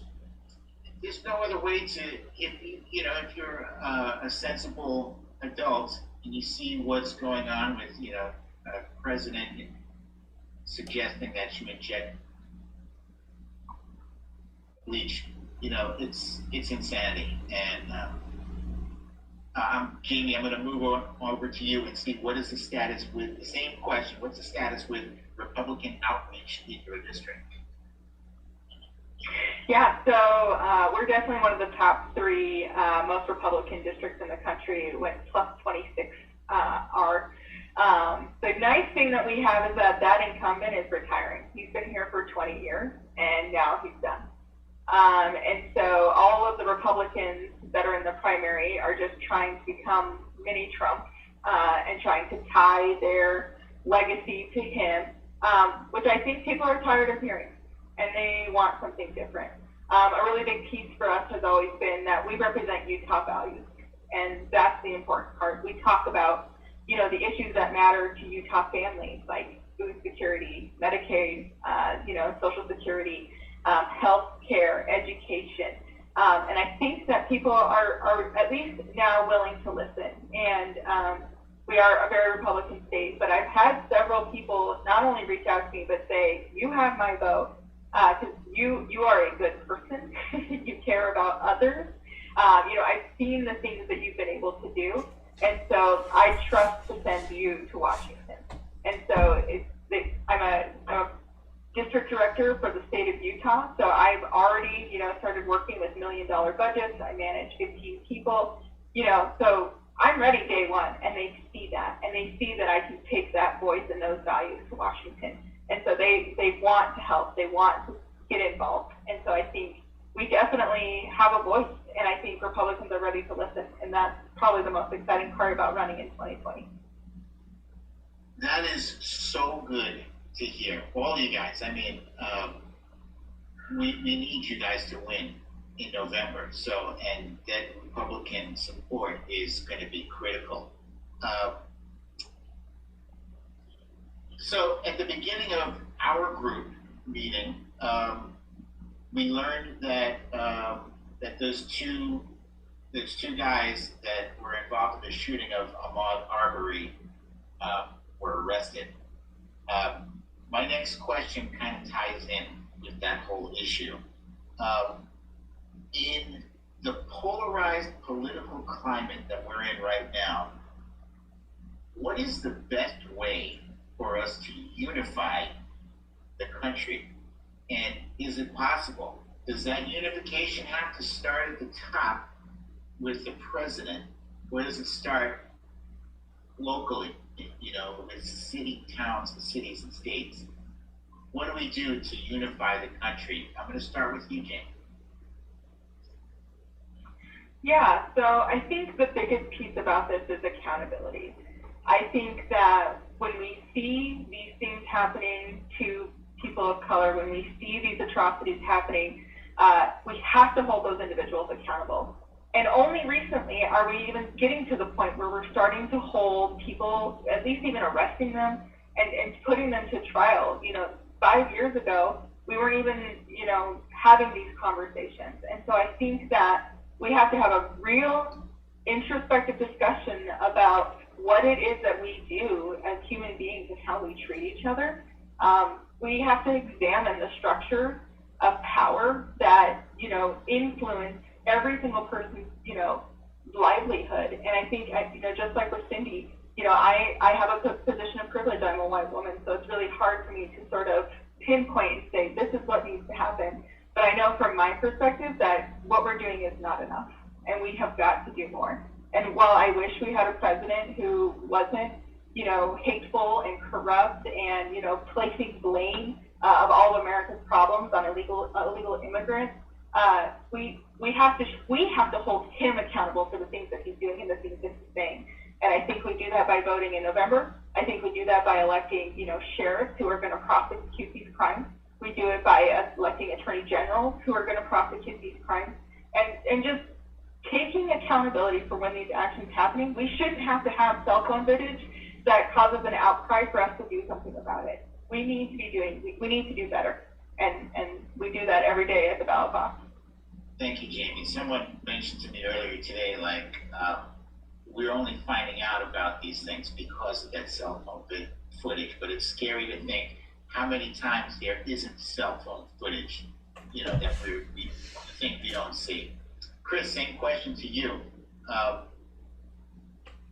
What's the best way for us to unify the country, and is it even possible?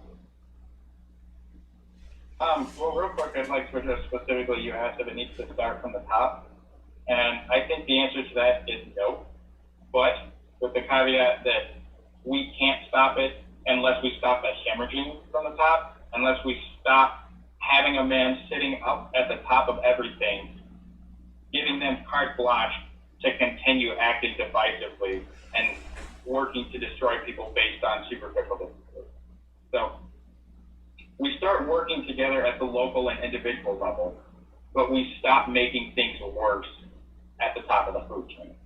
And until and unless we start taking an approach from both directions, and I agree 100% with Jamie that we need to hold the president to account for everything that he has done to make things worse if we are ever going to move forward as a nation. Because to see a man commit the kinds of atrocities that he has, and I will not mince words, they are absolutely atrocious. We have locked up hundreds of thousands of people for profit. We have seen him call for the deaths of people based solely on the fact that they might be a little suspect because their skin ain't white, or a thousand other things that I just couldn't find enough time to list. And if we let that walk free, no matter how things end after this November, then there's no way that we ever convince everyone else to move forward, that we ever convince that section of the population that we care anywhere near enough to help make things right with them so that we can move forward to them. But we have to work together individually, but we have to hold people to account, and we have to make sure that we make things right. Thank you, Chris. Michael, same question for you. We need to stop being a nation of hypocrites. Everybody needs to take a look in the mirror. Our country used to be a country that traversed oceans to hunt down people who were persecuting people who were different. While at the same time at home, the men and women that were fighting alongside of us were being treated at less than equal. They were being sprayed with fire hoses. They're being incarcerated at levels much higher than someone with the color of my skin would ever be treated. I don't have any of these worries, and I would never act as if I have even for a second known what it's like for a young black man or a black American in this country. But I can tell you that it's a mixture of stopping what's happening at the top and people stepping up at the local levels. As they say, all politics is local. So we can handle some of this by simply replacing the people in office. But one thing that's being left out of a lot of these conversations is the need for empathy. Too often I hear people get on their high horses talking about Christianity and Christian values and whatnot. I'm a Christian, but treating people differently was never something that was mentioned in any of the studies I've ever had. I've never seen in the Bible to treat a black man differently than a white man. In fact, the hard reality is that Jesus probably was not white. And we're looking at a situation where this is the America, the republic we want, is, as it's been famously said, as long as we can keep it. And this is a fight. And I'm certainly in a position where I'm going to use the privilege that I've been born with to help make amends for what has happened by making sure that it doesn't happen in my district. And I'm going to work alongside of leaders who can show me what needs to be done for them. And that's all I can do, but in every possible way, that is exactly what I will do. Thank you, Michael. Devin, same question, sir. Yes. So, all three of the other panelists on here gave good answers to your question.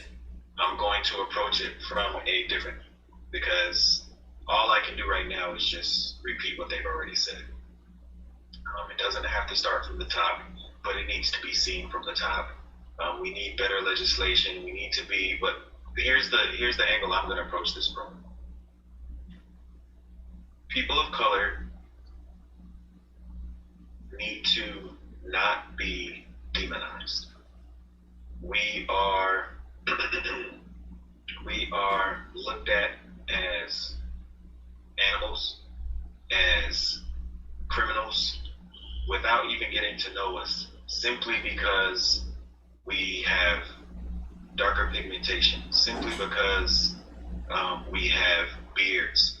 So when I first started running, I was actually told by someone that I should cut my beard. And that just made me want to keep it even more, because my beard doesn't make me, but if my beard makes you not want to vote for me, then that's more your problem than it is mine.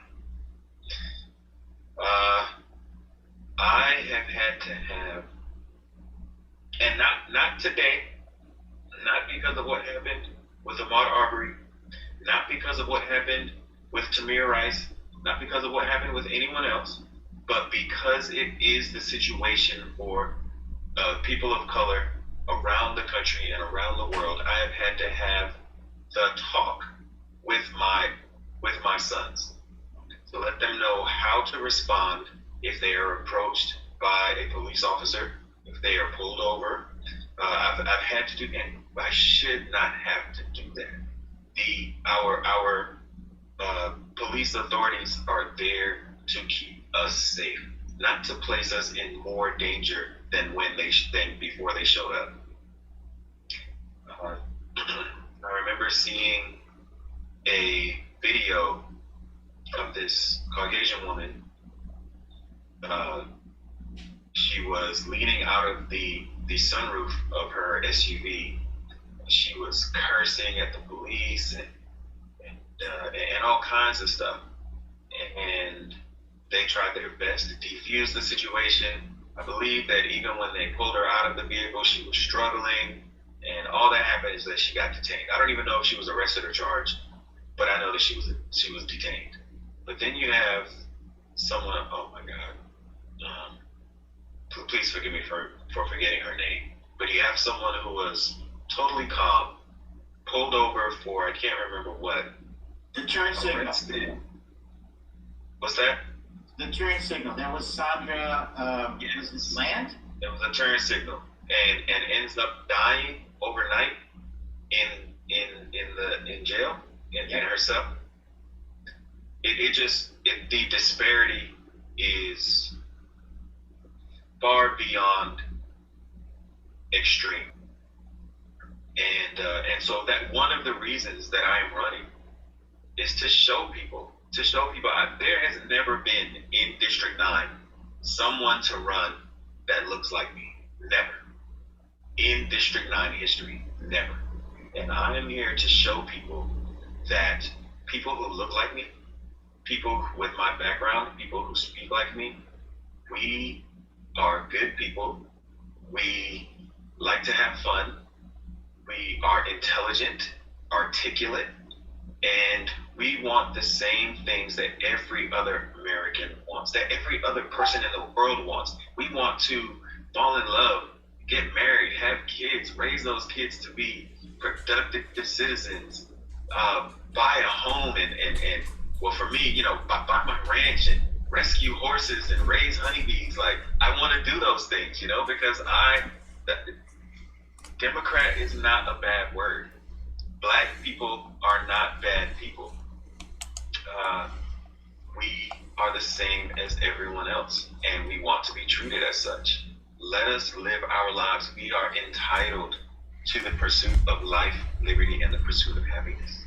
Allow us to do so in peace. Devin, thank you for that beautiful answer, and thank all four of you for your beautiful answers. All four of you gave outstanding answers. Racism, racial inequality are issues that nobody really wants to talk about. It's that tough discussion that people will always say, well, now it's not the time to talk about it. Almost like with gun violence too. The discussion never starts until somebody dies or people die in massive numbers in order for it to come to the forefront. And then you don't want to talk about it. But it's something that has to happen, and it has to start actually not with the president, not with the state, not the city. It has to start with families. It's got to start with families and teachers, the people that are closest to us, because you have to be taught to hate. Kids aren't born with that gene in them that says, oh, that person's different from me, I hate him. No, they have to be taught from their parents. So it's not something that's going to happen overnight, but it's got to happen.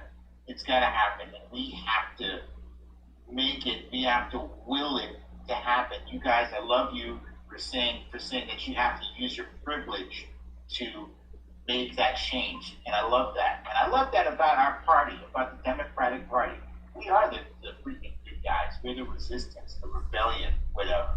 We are the ones, with the S's on our chests, coming to save the day. I'm not sure how we're doing on time, but I gotta ask this question here. And I'm gonna start with Chris. What is the number one most important issue to your constituents? Number one issue. So my constituents, and funnily enough, also myself, it's healthcare. Here in Northeast Tennessee, we're dealing with a massive monopolistic takeover of the healthcare system as a whole by a company called Valid Health. They have been granted an exception to federal antitrust law by our state legislators, so that they are literally the only health provider in the area.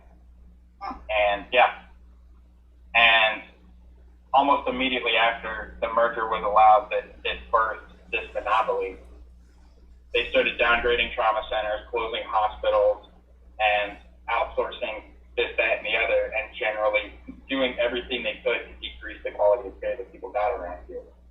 And while all this was going on, they were also taking thousands of people to court over unpaid medical bills when they obviously couldn't afford to pay the bills in the first place. My father actually got his own bills sent to collections, despite the fact that he was making the payments that he'd agreed to with their actual finance department. still got sent to collections, still had to deal with all of that, still got the extra charges. So healthcare is absolutely the first thing on just about everybody's minds around here, and it's been the centerpiece of my campaign from the day I started.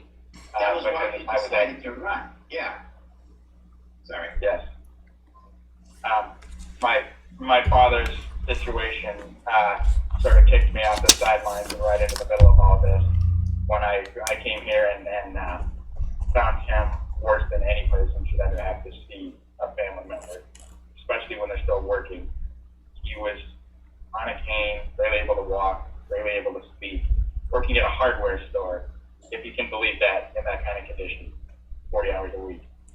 And that was inhuman. Nobody deserves to deal with that. Agreed. Thank you, Chris.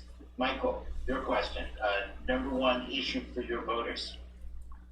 Yeah, on top of healthcare and Social Security for our seniors and people in general, jobs in the economy is huge. Over 500,000 people here in Arizona have recently filed for unemployment. In 2008, our economy was hit hard by the recession, and we're getting hit hard again. We are last in testing out here for the COVID-19. Only 1 in 10 Arizona small businesses received any PPP assistance in the first round. Businesses are not going to come back. They're reopening into destroyed consumer markets. People were struggling before this virus situation changed things. People are going without unemployment. Gig workers are not even, they haven't even been able to access unemployment here until the 15th. So you've seen people take on massive amounts of debt during this time. And our politicians have sat by applauding the president. My opponent just flew in on Air Force One to observe Honeywell, which is a great business out here, who's making PPEs for across the country. But while she was doing that, I'm physically delivering PPEs to our local fire department. And so photo ops are great, but it comes down to who's actually doing the work. And that's been the problem. And the only way we're going to regrow our economy here and bring these jobs back is by getting blue-collar, American, people-focused representatives into office. And if we don't do that, we're going to see a major recession here in this state. It's going to take us another decade to recover. Thank you for that, Michael. Devin, your question. Number one issue. Well, pre-COVID, it would definitely be healthcare. And now in the age of COVID, still healthcare, but in a different way. Now it's specifically COVID. If we don't tackle this the right way, we will lose millions of people, or at least hundreds of thousands. And it's already too many. I'd like to say that think about the influenza of 1918. As long as that lasts, that was a 2-year epidemic. And so that's our latest and greatest model. So if we model ourselves after that, we are less than 6 months into this 24-month process.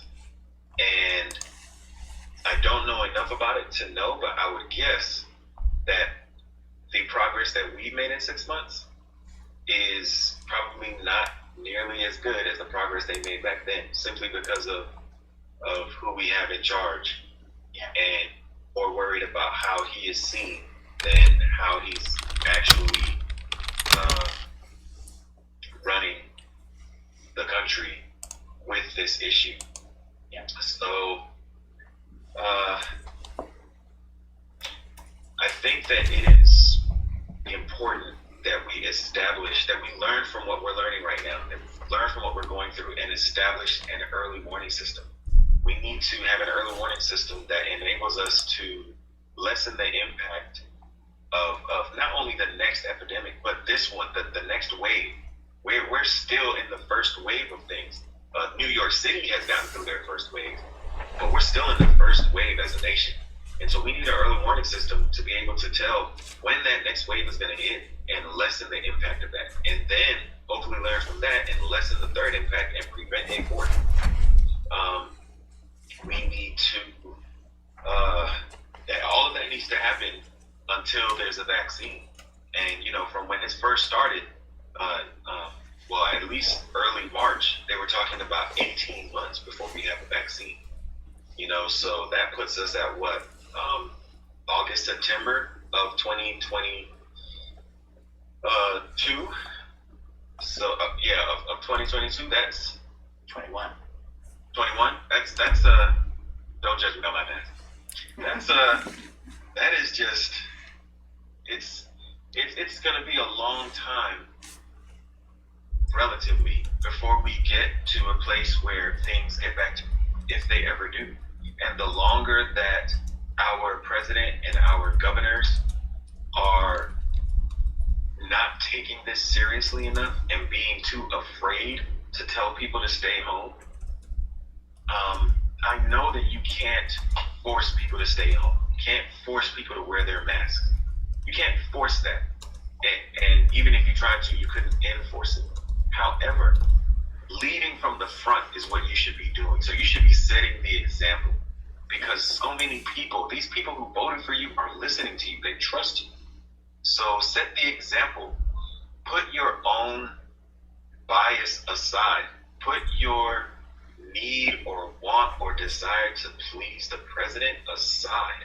Do what is good for the people that elected you. Thank you, Devin. Same question for you, Jamie. Number one issues for your constituents. Yeah, I mean, we started on healthcare. We are the only country where millions of people have been infected with, or we've lost, millions of jobs, but also millions of people have lost healthcare, and that's not okay. So it's kind of that prior question of, this pandemic is showing us where the cracks are in our society, and healthcare is one of the biggest ones. People are literally on their deathbeds, and the last things they're saying are, how am I going to afford this? They are more concerned with the debt that they are leaving their families because of the healthcare that they sought than the very dire situation of their healthcare.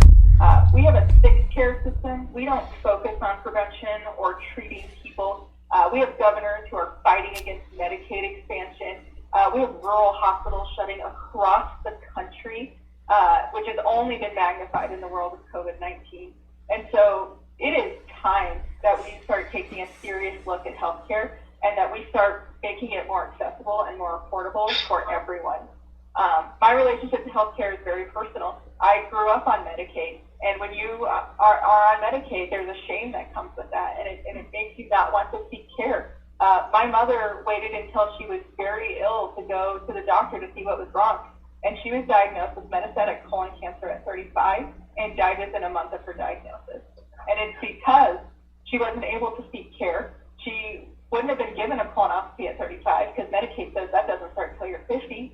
And so we need to reevaluate our priorities. And I think healthcare is one of those ways that we can start providing for Americans so that they can do things like go back to work, so they can do things like avoid bankruptcy because they were, unfortunately diagnosed with cancer. And it's time. We're the only country that doesn't have that. And we need to be better.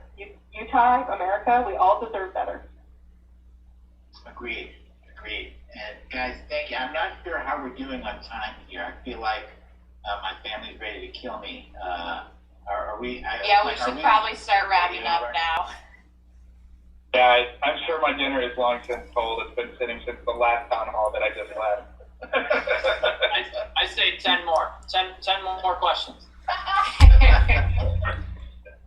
Listen, I want to thank you guys for letting me host this thing. This is amazing. You guys are amazing. I'm so excited for your campaigns. I know I don't even have to see your opponent. I know you're going to win. I know this. This I know. You guys are good people. And I'm going to ask my followers, if you're not following these folks already, as well as the first group, please do so. They are awesome. They deserve your support. If you can kick some money their way, a donation, any donation helps. $5 per person, that's going to help. You know, we need this. The only way we're going to win is together, a unified front. And down ballot all the way, blue all the way. And How many followers on Twitter? for me, Yeah. like 400 something thousand. So imagine for a second if each one of your followers donated $1. If that happened, you would shape 8 congressional races. And I know times are tough right now, but the bottom line is a lot of the playing field can be leveled by simply supporting these districts which are in play. And if we change the balance of financial power, to rely on their policy, and we know what the results of that is going to be. So thank you for hosting us. Greatly appreciate it. Greatly appreciate it.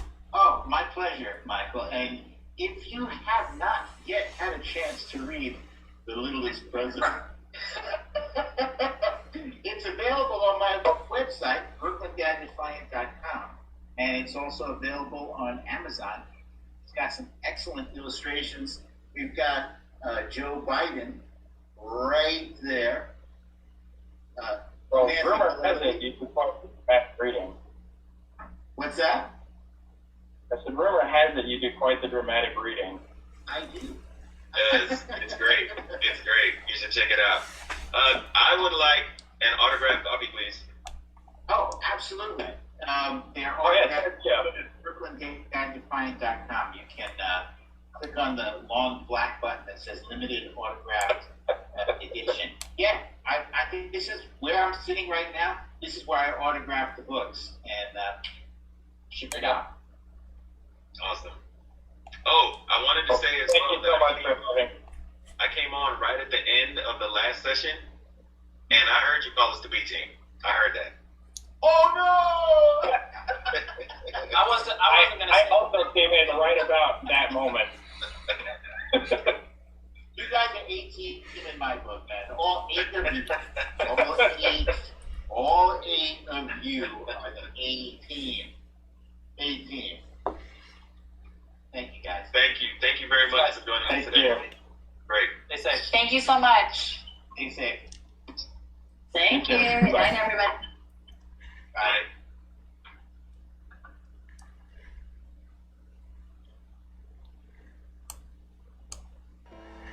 First, he came after our immigrants. As you've heard, He came after it's been our an national amazing origin. night with Brooklyn Dad He came here. after Well, our and for color. us. He came It's after been LGBT community. Wonderful and he came to after hear me. all And of our that's where the candidates, mistake A happened. team, B team, C team, D team. We are 8 candidates across 8 rural districts here in the United States, completely red. Don't A ask, couple don't tell, points, 20 ended points, 13 without points, 8 including points. transgender That $1 soldiers. makes a huge difference. Yep. Alyssa The Mulatto, Obama administration 3.6 failed million transgender followers. Soldiers. Big It didn't increase. include me A little until bit of later time. on. We need that That's help. when I We decided need that that I push. needed to come COVID is a home nightmare to for Virginia. everybody. But But I here's the couldn't come bright home. side. There was no Vote equality by at mail home. means I a came 3 home to to Maryland and 30% DC, where there was turnout, equality. which means that election time, it's better for everybody That to wasn't vote blue. true either. Now, in Maryland, I got for kicked our out. district, I had to those fight. ballots, the final ones, get mailed out tomorrow. I got on NBC So that News, means fought all against the that ballots administration, are out got back in, as of and tomorrow. then it was The like last deja ones get in the vu. mailbox. July 26th. Which means if you have not first received thing your in the ballot morning, by Donald May J. 15th, Trump said, please "We're make doing sure you a great your voter favor. registration We're is kicking you updated. out. We deserve to serve." Very, very important. We see it change Men every and day. women deserve By May diversity 27th. in this arms It has to forces. happen. You mail it back. It First, comes he came with a after our prepaid immigrants. stamp already He on came it. after You our vote national origin. for who you want. He came If you're Democrat, after our Republican, color. or other, He came you after can our request a LGBT ballot. community. Make then it he came happen. after me, Be part of and that's where everything the for mistake us. happened. Get it done for your community, my community, the nation. It can happen. So, a lot of y'all have heard a lot of good conversations Don't about what's tell going on in ended Florida and without other including places. transgender Here's what's soldiers. going on in Maryland. Yep. This was the The first Obama day of administration eased failed restrictions transgender soldiers. for It didn't traveling, include going, me doing things, until having later great on. times. That's when But I yet, decided the that I Chesapeake needed to come home Bay Bridge to got Virginia. backed up. But I couldn't come home. Shouldn't there have was happened. no equality at home. I came home A little to group Maryland called and DC, Storm the where there was OC equality. was wanting everybody to come to Ocean City to quote wasn't true reopen either. Maryland. They're also the same group that is I got kicked suing out. the governor I had to fight. along with a lot of other folks and saying that we should have to I reopen got Maryland on right NBC now. News. And I can personally fought say against that more than likely administration, because the got president, back in, the vice president, and then and a lot it of was their like deja vu. GOP colleagues are trying to 26th. just wind down that task First force, thing in the get our morning, country open up by Memorial Donald Day, J. get everybody Trump celebrated, said, get everybody sick, get "We're everybody doing you a terminated. great favor. Oh, I mean, We're kicking you terminate out. their health We care, deserve give them to a better serve." option than the ACA, which brings us into The men what's and going on women in the Supreme Court. deserve They diversity heard in this armed about the forces. ACA. Their case, their opinion, First, their he decision came after our will matter immigrants. if the He came ACA after gets our terminated. national origin. Trump is urging came the Supreme after our Court color. to terminate He came your after health our care. LGBT We community, have to and fight then he came after for your me. health care. And that's where the mistake I am a happened. veteran. I get something similar to Medicare. TRICARE for Life. It's $600 a year. Yes, $600 a year.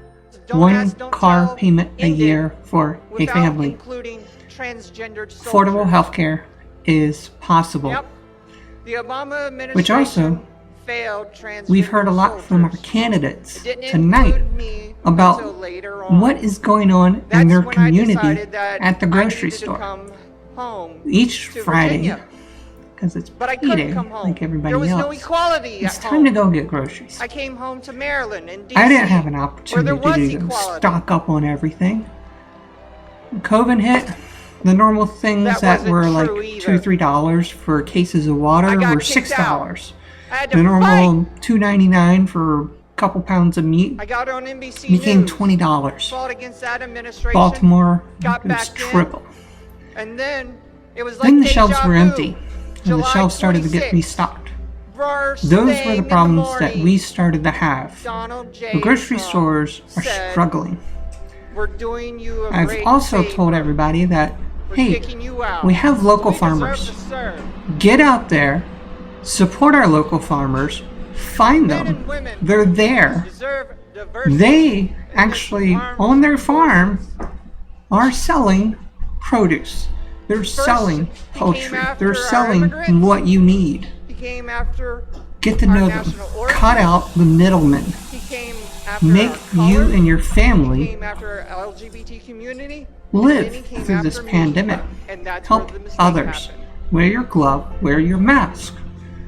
I know a lot of people are suffering. They're unemployed. They need that stability.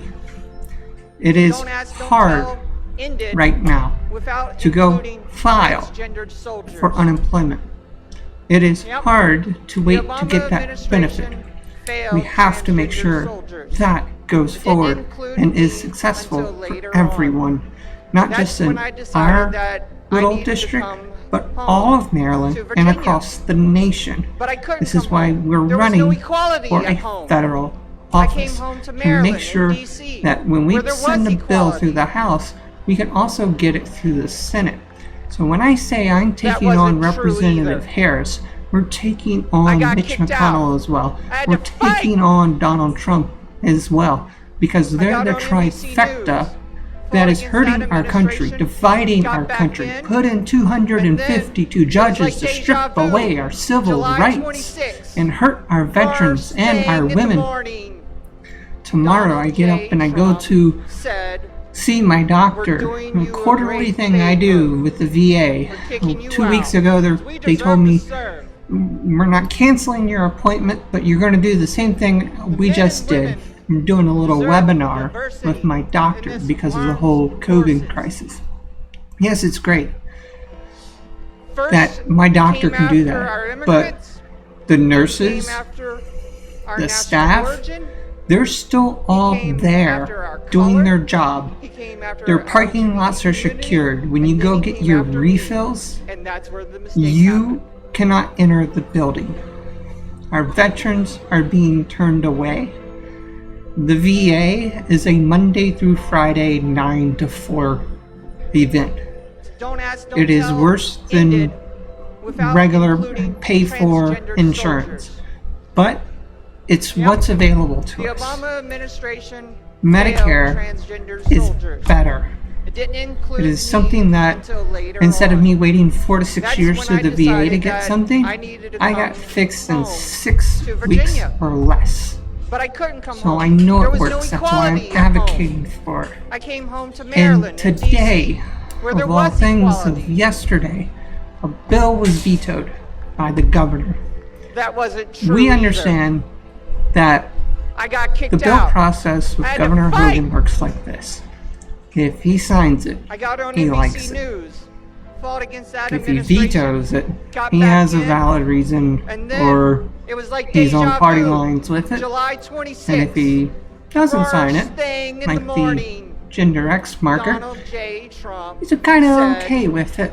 "We're doing So- you a great favor.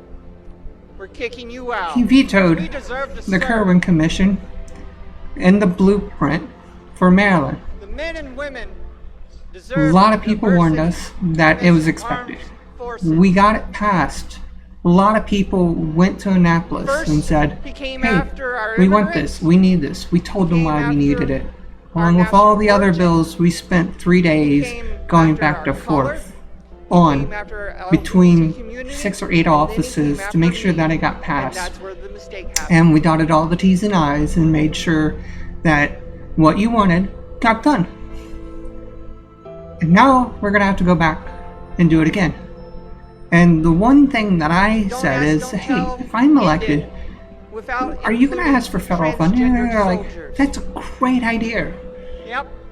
That The might Obama solve some of the administration issues. failed And I said, transgender here's soldiers. the solution. It didn't include me Legalize until something later on. so that you can actually That's when I have decided revenue on that it. I needed to come home to Virginia. You know what I'm talking But I about. couldn't come home. Right there was there, no that little green equality at coaster. home. I came home to Maryland and DC, THC. where there was equality. Hemp. Sell those products. Make it available. That Get your wasn't true licenses either. and your businesses going for it. I Get got us those kicked out. jobs because I had guess to what? fight. Then they won't be unemployed. I got on Everybody's NBC complaining News, about fought HB2 against that visas. administration, And got for our back in, fisheries and farmers and the then environment it and was our like union deja jobs. vu. July 26th. We provide the opportunities here in First Maryland. thing in the morning, Let's get them Donald employed. J. Trump That's our bottom said, line. That's our "We're goal doing as you a Democrats. great favor. We can't continue this We're kicking Republican you out. path, We deserve to sit at serve." home and have them do nothing. Which means Men they, and women because of their 252 deserve judges, diversity in have this been armed working force. since day one in 2017 to strip away our First, civil he rights. came after We've our seen what immigrants. Betsy DeVos has done. He came after Time our and national time origin. again.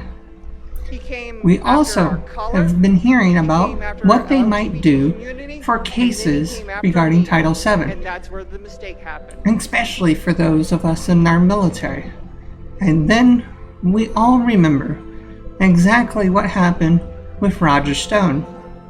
And now he did it Don't again ask, don't tell, ended with Michael Flynn. without including So we are transgender asking you, soldiers. no matter if you're independent, The green, Obama administration libertarian, failed unaffiliated, transgender soldiers. if you haven't voted Didn't ever include me in until since later 2012, on. 14, That's 16, when I 18, decided that I if you've needed to never come voted at all, home to Virginia. we want you to vote. But I couldn't come Vote home. by mail. There was no equality. That at home. ballot is there. I came home to Maryland. All you and have to do DC, is pick where and there was choose who you equality. want, as if you were going through a drive-through, but in your own That home, wasn't true picking either. and liking something as if it I was got on kicked out. Facebook, I had to fight. filling out a survey writing I down got new on NBC information News, and fought mailing it against that back administration, got in back less in, than 10 minutes. and then Takes about it was like under deja 2 vu. minutes of your time. July 26th. A lot of people are putting their First thing in the Instagram to morning, work, their Facebook and Twitter to Donald work J. Trump about how they voted on said, it. We're Hey, doing take to it. you a great favor. Make it We're happen. kicking you out. Make it work. We deserve to serve. Vote by mail.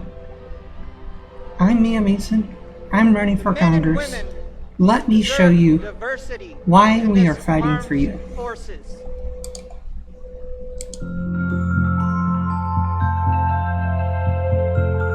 I'm Mia Mason. I'm running for Congress. Our voters are at the helm in 2020 because our education has failed us. Our infrastructure has failed us. If you're driving force, we can fix that, especially in our healthcare, because your vote actually matters and you have the choice in 2020. I'm Mia Mason and I approve this message.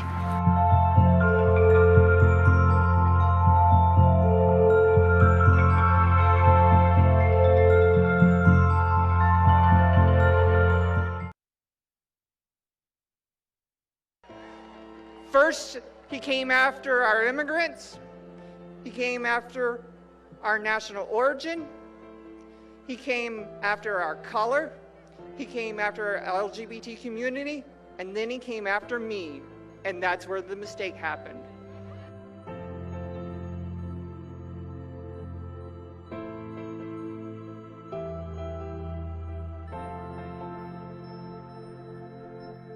Don't Ask, Don't Tell ended without including transgendered soldiers.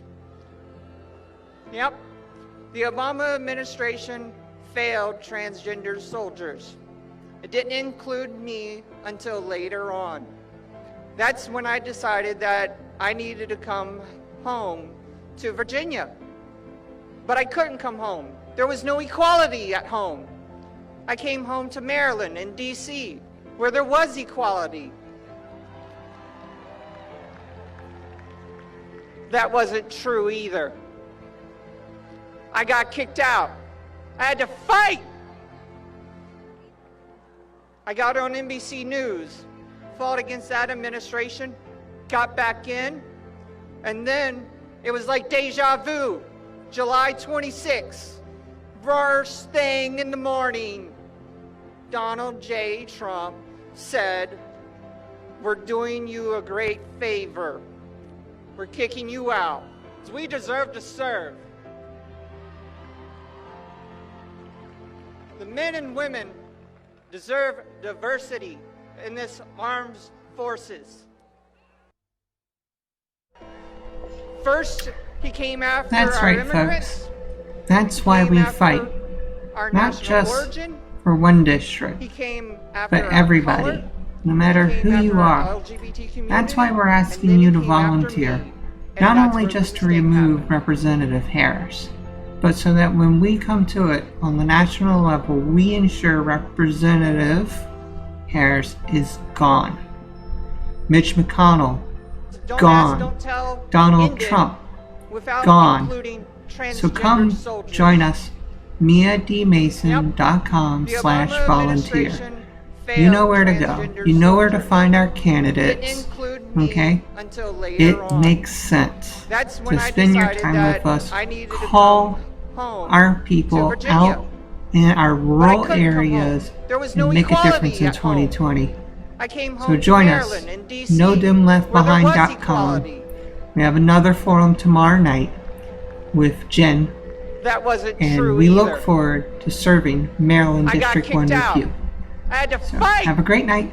It's been a long time, I got one on of our NBC longest News, ones. We fought look forward to against that serving you in administration, the future got back in in, November. But and first, then we have it to was get like through the deja primary vu. July together, 26th, since we are getting through first COVID thing in the together. morning, Good night. Donald J. Trump said, I'm Mia Mason. I'm running for Congress. Our voters are at the helm in 2020 because our education has failed us. Our infrastructure has failed us. If you're driving force, we can fix that, especially in our healthcare, because your vote actually matters and you have the choice in 2020. I'm Mia Mason and I approve this message.